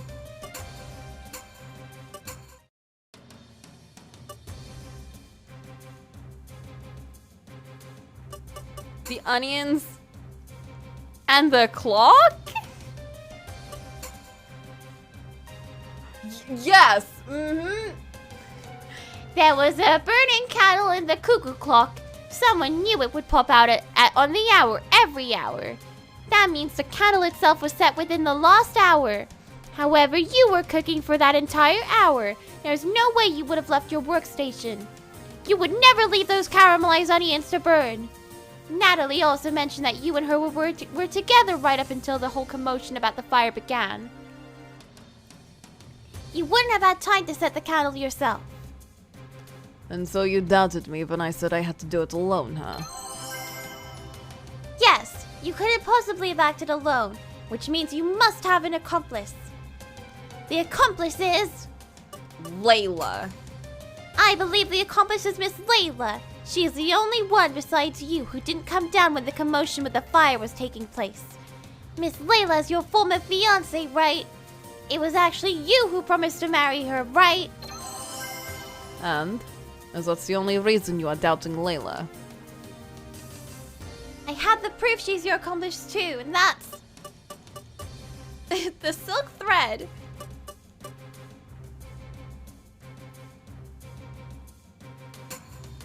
This? Oh, fuck. I thought maybe if I proved about the promise that happened and that Irving doesn't remember it, so clearly he must know it. Okay, the silk thread. Some silk thread went missing from the manor. I think it was used to make it seem like Miss Layla was in bed. I went to the room, but I only saw her hair. She must have been outside. And can you prove that? Should we go to the room to check? So Miss Layla is the accomplice. You're just lying to protect her. Are you and Layla really working together? Then Layla knows about everything. Mr. Irving muttered in disbelief. And Layla's already fled, has she? If so, then why are you still here? Why? For some reason, the words seem to escape him. Oh my god. Yes, why? Instead of running away with Miss Layla, he came here. To commit suicide. To stop. He definitely is not stopping the fire. She's already set the place on fire. So that's the only one left. You came here to the basement alone to start a fire. Were you perhaps planning on taking your own life?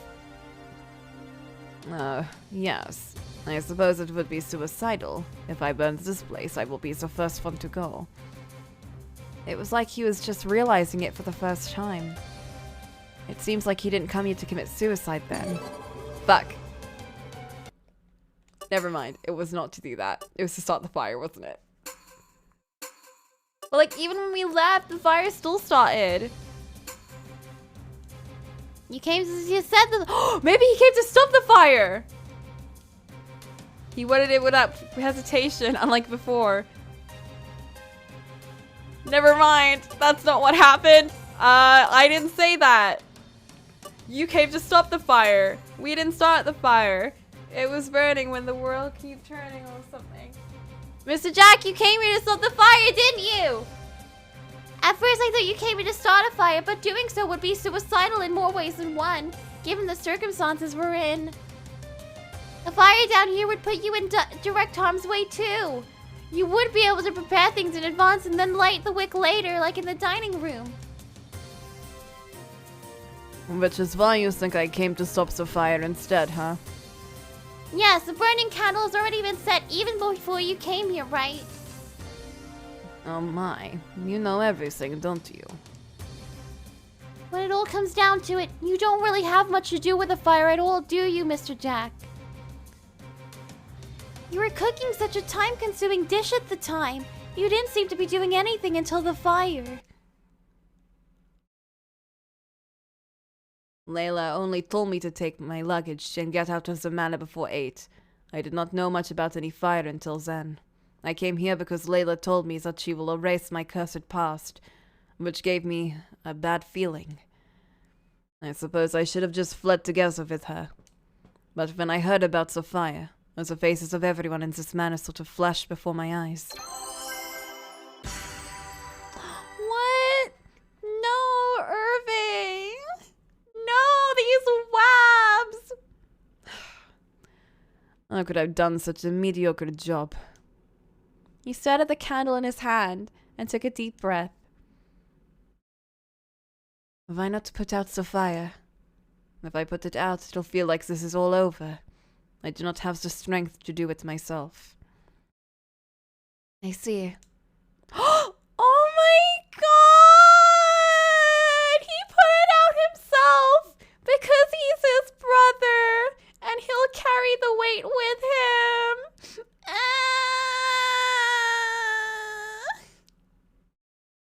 What? At that moment, Mr. Irving put his hand over the burning candle. What are you doing? You couldn't put it out, so I did. The fire is out. Isn't it hot? It is hot, and it hurts. I probably burned myself. But now, we can put this all behind us, can't we? Just stop this.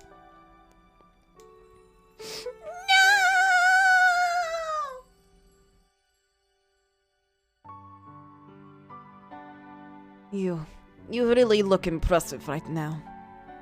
Mr. Jack smiled at Mr. Irving and quietly spoke to him. I see. I give up.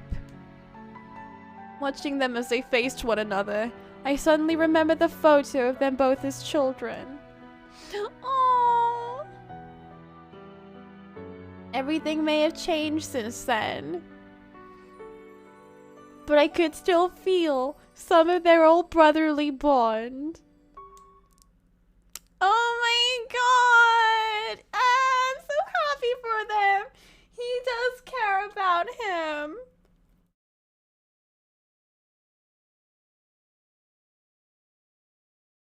Bro, they're actually targeting me. When we entered the hall, I could hear loud voices. Oh my god. Oh fuck. Let go of me. Don't lay your filthy hands on me. You're so noisy when you're awake. Criminals should at least have some manners. What did you say? You have no right to say that about other people. You're the one who needs to learn some manners. Apparently, Mr. Ewen had persuaded Miss Layla to come to the hall with him.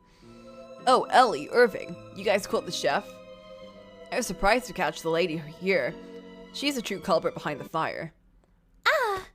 Miss Layla looked in our direction and ran towards us, leaving Mr. Ewen behind. Irvin! She screamed and hugged Mr. Jack. After all, why didn't you come? I was waiting for you outside. You didn't come after a while, so I returned to the manor. But when I did, I was captured by this commoner. I see. Sorry, Layla. Mr. Jack stroked Miss Layla's head to calm her down and confessed. I'm really sorry, but this is it. I'm sorry that you sacrificed so much. What? It does not look like your wish is going to come through. It was my fiancé's wish, so I wanted to do everything I could to make it come true. Miss Layla saw Mr. Irving and me and gasped as she was just figuring something out. No. She crumpled to the floor. Layla, my brother told us everything. Could you also talk to us? I don't know if she's willing to talk, but at least I can ask. Miss Layla, you knew who Mr. Jack really was, didn't you? When did you come to know? A long time ago. I found out after receiving a letter from Irving. Is that so? And you acted as if you didn't know? It seemed that my mother was involved in switching the two of them, so I didn't know what would happen to Irving if she found out that I knew. Was Mrs. Grace involved? It's horrible. She knew that I was in love with Irving, but forced me to marry Victor. So I swore to myself in secret I would marry Irving after having him regain his position as head of the family. I've always dreamed of that day. Miss Layla bit her lip in frustration. On the first night, the poison was mixed into Mr. Irving's wine. There's no point in hiding it now. I did that. I don't need to tell you why, do I? But Miss Layla, you had an alibi. You were with Mrs. Grace in your room the whole time. I asked my mother to say that in her testimony. Of course, Mother doesn't know what I did. Oh my god. At the time of the Rose Garden incident, you didn't have a letter with instructions on you, so there must not have been a letter in the first place. No, I wasn't told what to do. When you attacked Mr. Irving in the Rose Garden, you claimed to have been deceived. Why? She was talking about us switching places, but she already knew. I'm sorry. I thought that saying that would unsettle you. I wanted Ewen to use that opportunity to kill you. So that was why. Even so, it seems like your condition suddenly got worse after that. I was making preparations for the fire. I was hoping that the people around me would be less suspicious if they thought I was in bed all day. Oh, I see. Layla, you. Just then, Mrs. Grace called out to her in a shaky voice. Mother, you're here. Were you listening? Yes. What is the meaning of this? Were you trying to burn me to death as well? I'm sorry. I thought this was the only way that I could be with Irving. After all, no matter what I want, you would never agree to anything that inconveniences you, isn't that right? I couldn't let you interfere. Interfere? It looked like you were getting along. There's no love lost here between mother and daughter. Ewen glanced at Layla and her mother before turning back to us. Well, for now, it seems like we've got most of the facts from the culprits. Yes, I think we've solved everything. Case closed. Confetti. I see. Did you find out anything about my father? I killed him. Do you want to punch me? Go ahead. After glaring at Mr. Jack for a while, Ewen opened his mouth. No, I won't hit you. I don't think murder is something that can be forgiven with a punch. I see.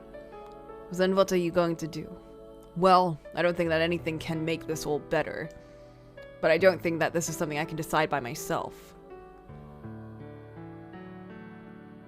They can all go live in the village and pretend they never tried to do murders. Imagine they all just go live in with Mr. Williams all together, having a great time. No. Honestly, I think this goes beyond our hands. I think it is finally time to call the police. So, Mr. Irving looked at everyone around him and made a declaration. I am going to call the police. Let the crime be judged by the law. Or the police. No, wait. If you do that, the whole world will know about this. You would damage the Roquefort family name. I do not have any problem with that. This family has been hiding too much. Thanks to that, a number of truths were warped and used for malicious purposes. I realize this after what happened here. So now, we aren't going to hide anything. We will reveal it all to the light of day. These wounds that will be exposed are all scars anyway. All we are doing was hiding them in the dark. Mr. Irving! Well, I disagree. I do not approve of this. I am the head of this family, Aunt. Isn't that just temporary? You aren't the official head of the family yet. I will take on this mantle henceforth. I was entrusted this position by the predecessor. Mr. Irving, his voice firm, made a declaration to everyone there. As the head of this family, I will cleanse these sins one by one. I hope that everyone will do their part to help.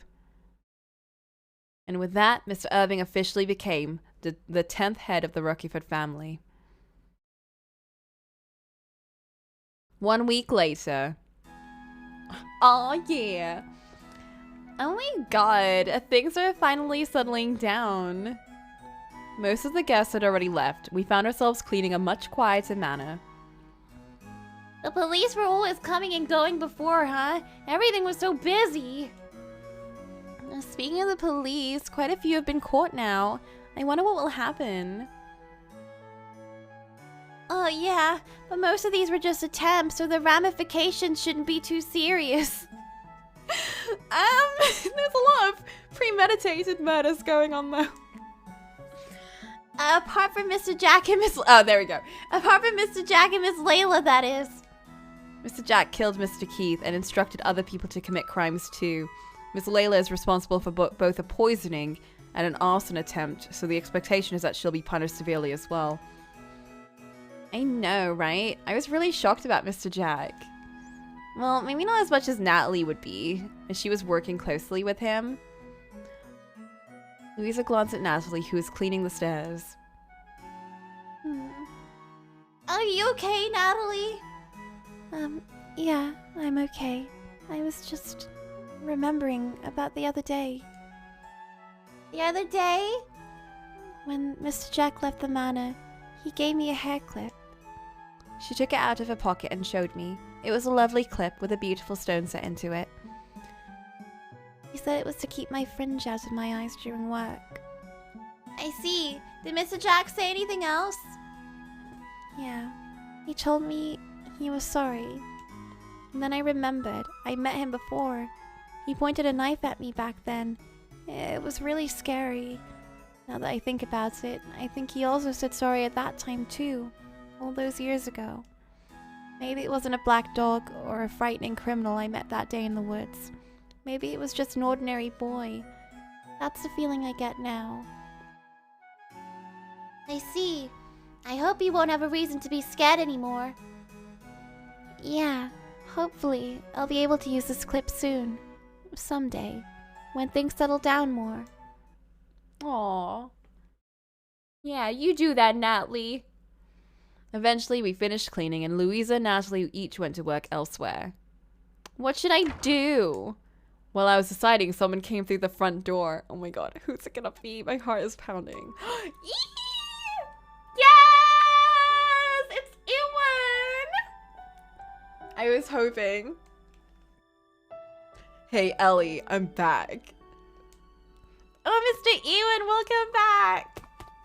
When I saw Mr. Ewen, I raced over. How was it? The police. Mr. Ewan had been at the police station the entire time to testify about the case and to confess at his attempted stabbing of Mr. Irving. I was technically arrested, but, like, I was immediately released, so... for actively cooperating with the investigation. I didn't think they'd actually let me do roots, though. Like, I wasn't expecting it. I was fully expecting to, like, you know, end up going with Irving, which I'm okay with, too. But, like, I I'm even more happy that I got to choose. That's really cool. Also because Irving asked the charge to be reduced. Oh, is that so? Good to know. I was so worried.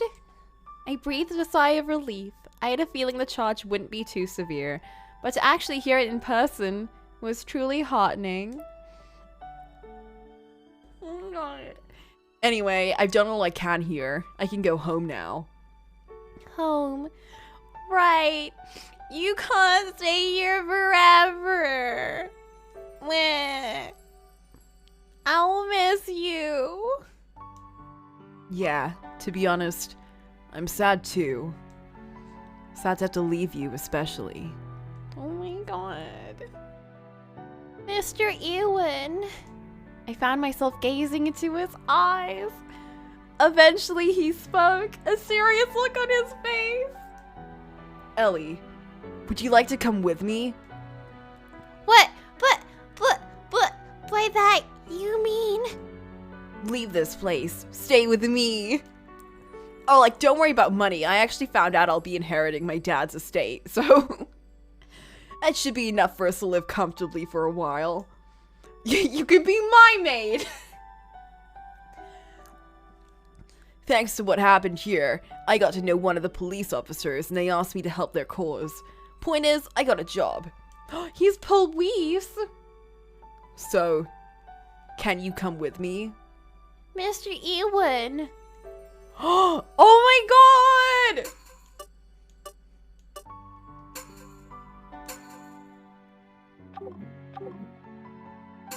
Hell yeah, I will! Yes, I'll go with you. Really? I mean, if I don't, then I won't be able to see you here next to me. You'll be far, far away.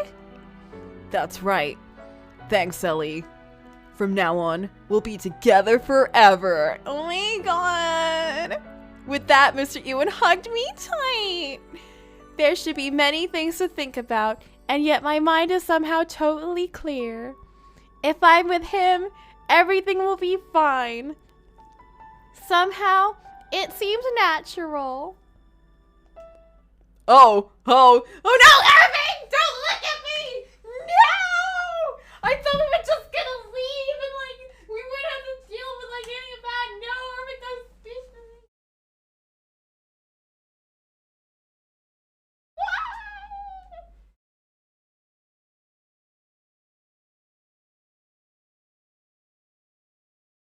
God damn it! They're always messing with me in a stupid game.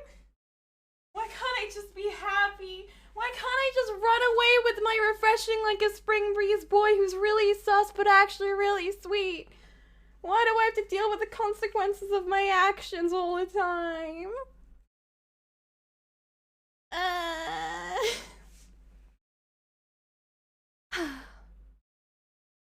So you're leaving. On my last day at the manor, Mr. Irving came to bid us farewell. The smile on his face seemed to mask a certain sadness. No! With your curiosity, you might indeed be happier spreading your wings, seeing all the wonders the world has to offer. Still, if anything happens, come back any time. I will be here, waiting. No, don't say that! No! Go find someone else! Live your life! Don't wait for me! You deserve more! You deserve happiness, please! Why would you say this? Now I feel worse. Oh my god! Look at us! Ah! Look at his outfit too, Let's go, Ellie. Whoa, Mr. Ewen, please don't pull me that hard.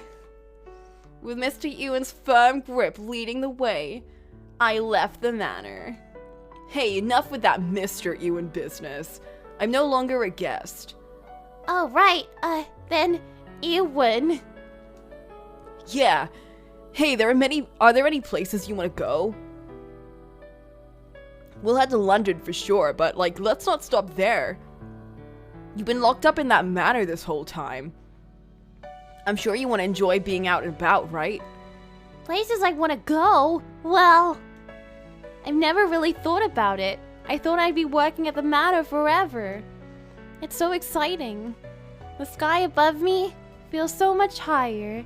The world seems so much more vast. Alright then, I want to go to a big city somewhere. Someplace fun and interesting. That's a good idea. Okay, let's go. I love that sparkle you get in your eyes when your curiosity kicks in. You better believe I'll show you the world. Oh my god! Yay! I grasped Ewan's hand even more tightly and set out on a new path through life. Aww! Clap, clap! We did it! I can't believe they actually let me choose! Oh my god. I'm like... What a good game. I'm actually thriving right now. What a good end. I can't believe it. I got to protect my WAB. I got to protect, well, sort of protect the evil WAB. And then I got to run off with my refreshing like a spring breeze boy. A good time. I'm so glad we played this. Oh, but then that means next week we can do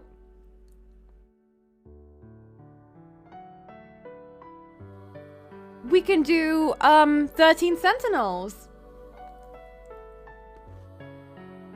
I'm actually so happy. Like, we watched some Irving High School Host Club today, and I was thriving off of that. But like, this feels a bit different because like, I mean, it's a murder mystery, but also like to have that kind of expectation of like, you know, there's some hot beachy boys and I want to date them, but like usually they never let me do that. So like, bro, it's a nice feeling to actually have that happen. And then we got the little sibling reunion at the end. Like, they're really hitting everything for me.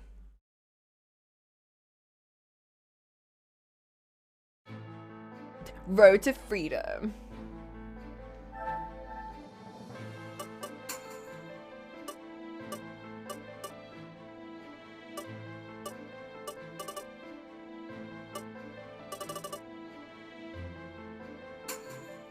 Oh, interesting. You want to beat it next week as a comfort watch. Yep, you need to finish it. You need to finish it or you can't be there. Or you're banned.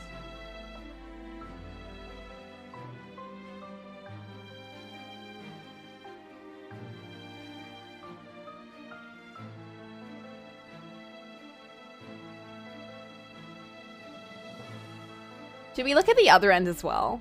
I mean, I kind of really want to see Irving's one too, because I do love Irving. Like, for me, Ewan's is canon. Ewan is my canon end. This is what actually happens. But in the other timeline, other Coco has also gone for Irving. So let's go into other Coco timeline. This is not me. This is other Coco, who also loves her wabs.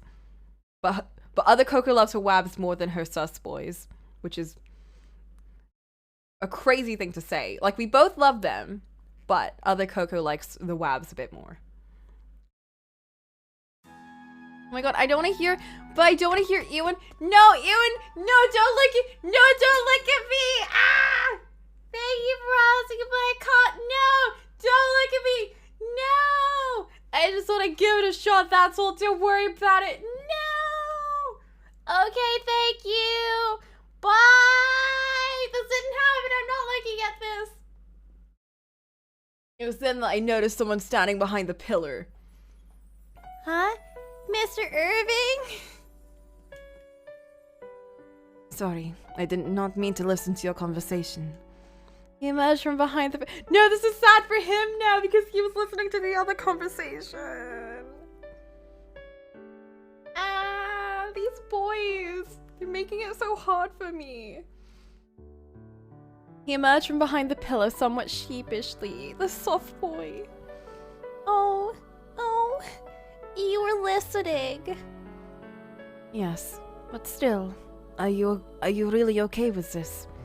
Huh? About not going with Ewen. You seem to like him so much. I don't know how you got that impression. I would never show something like that to you. What do you mean? This is a different timeline. None of that happened. Yeah, but I can't leave this manor. I see. I may have been wrong, but Mr. Irving seemed relieved. Yes, I'm glad I decided to stay. Looking at Mr. Irving, I really believe so. I'll continue to serve him. I think this is my destiny. My destiny! Ba, ba, ba, ba, ba, ba. Wait, where's my CG? What? Is it because I didn't show that I liked him this whole time? But I did that for no. Oh my god. It probably is. No, shut up. No, what? No, what? Oh my god. They actually pulling this shit on me. Yeah. No, what? Oh my god, shut up. Actually, shut up. What?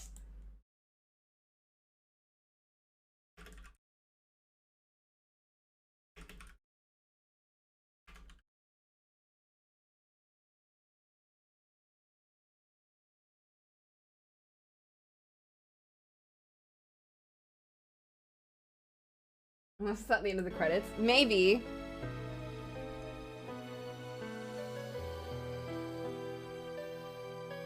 Oh my god.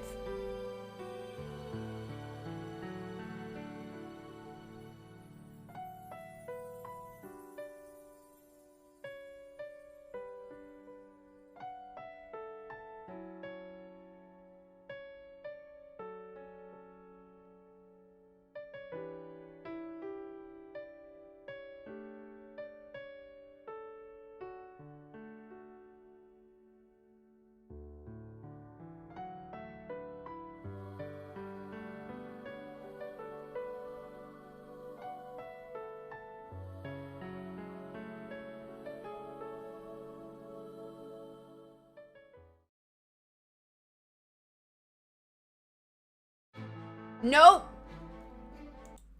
Bro.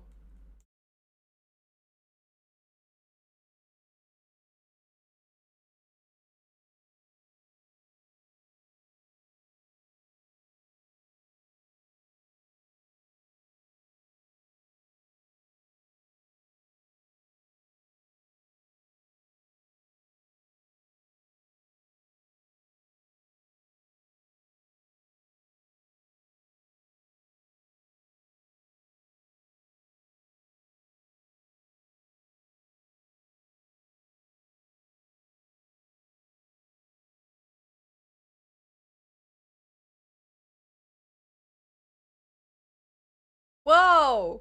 Whoa, I got the ending! I'm home, Ellie. Oh, Mr. Irving, welcome home! When I saw Mr. Irving, I raced over. How was it, the police? I have given my testimony. Looks like we can finally have a break. Lord had barely had a moment's rest since then. He'd been cooperating with the police day in and day out.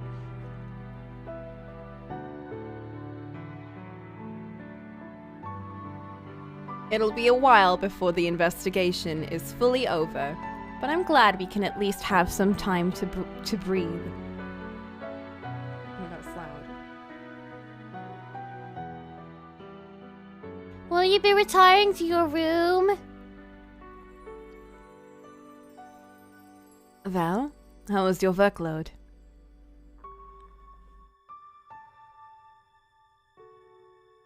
I was thinking what I should do next. Then, Can we talk? Oh, but feel free to say no.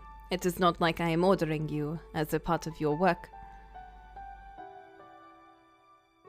Bro, you don't even need to ask. I won't say no. I'd like to talk. Good. Let us go to the rose garden. We won't be bothered there. Oh my god. He's like, maybe we should both retire to my room. Oh my god. Mr. Irving and I went to the rose garden. Hey.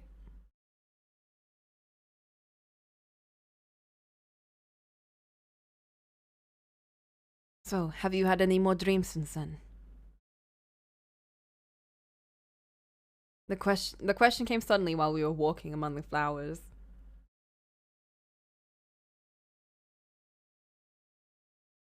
No, I haven't. I've been able to sleep well. Good to know. It looks like I would not be dying anytime soon. Hell yeah, you won't. Not with me around. That's right. Still, if I ever do have more, just know that I'll be there to save you. Yeah. Ellie. Oh my god. Miss Irving stopped and looked at me.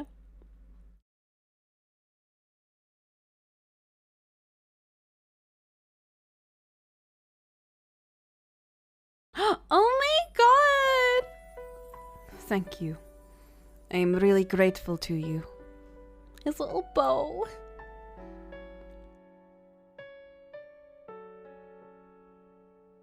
I'm just picturing Michelle in that. You saved me. All of me. Not just my life, but my soul too. Mr. Irving held my hand tenderly, the way a person grasps something dear to them. Mwah.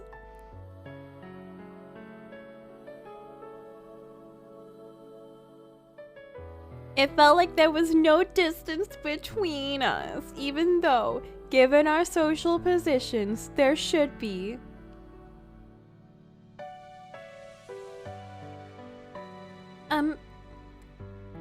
Are you sure?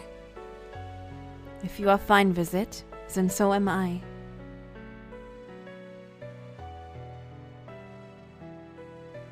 I decide who I cherish. Or who to cherish. Yeah! With his powerful words, I felt my anxiety melt away.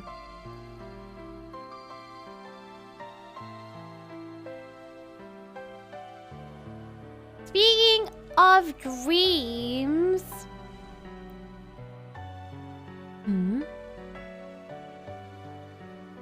my prophetic dreams. If they're happy ones, I'd love to have them again, even tonight. If you know what I mean. I know what you mean. What sort of dream do you have in mind?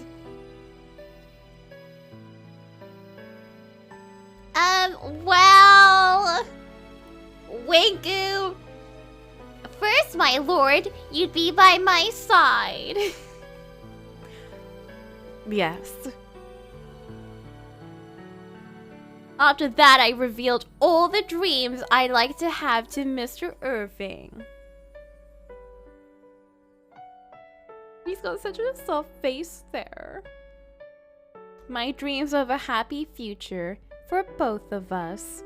In our new murder detective agency, Ellie and Irving. Open soon. Okay, cool. Good game, bros. Oh my god. Yeah, the Ewen ending is my canon one because I literally couldn't even get it on my game. But other Coco made this video and she did that and she got that ending and I'm very proud of her. I'm so happy. That was such a good game. That was such a good time.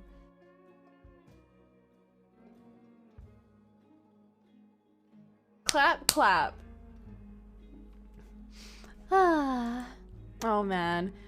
I'm partially sad that my new comfort game was so short and is over now. But at the same time, it was a good time. Like, yeah, I'm happy we did it. And even if it's over, we had good amnesia memories. Yeah, just like the future Coco that made this game for me. Bro, I can't believe it. Whoever, like, specifically wrote the game. I know it's the people involved in the Jake Hunter series, but whoever specifically from that team wrote this game, I know it's definitely someone different, or, like, someone specific. Like, yes. Yeah, it was the perfect length, I think. It was not too long, not too short. It goes over everything it needs to. It sets up my boy romances. I did not think those options would actually lead somewhere. I thought I could just, like, go to the end and make that final choice. Oh my god. Oh my god, I'm really glad that I kind of, like, stuck with my gut and, like, you know, even though it hurt me, because, like, I do love both of them. Even though it hurt me, I'm glad I stuck with my true self, with my true cringe.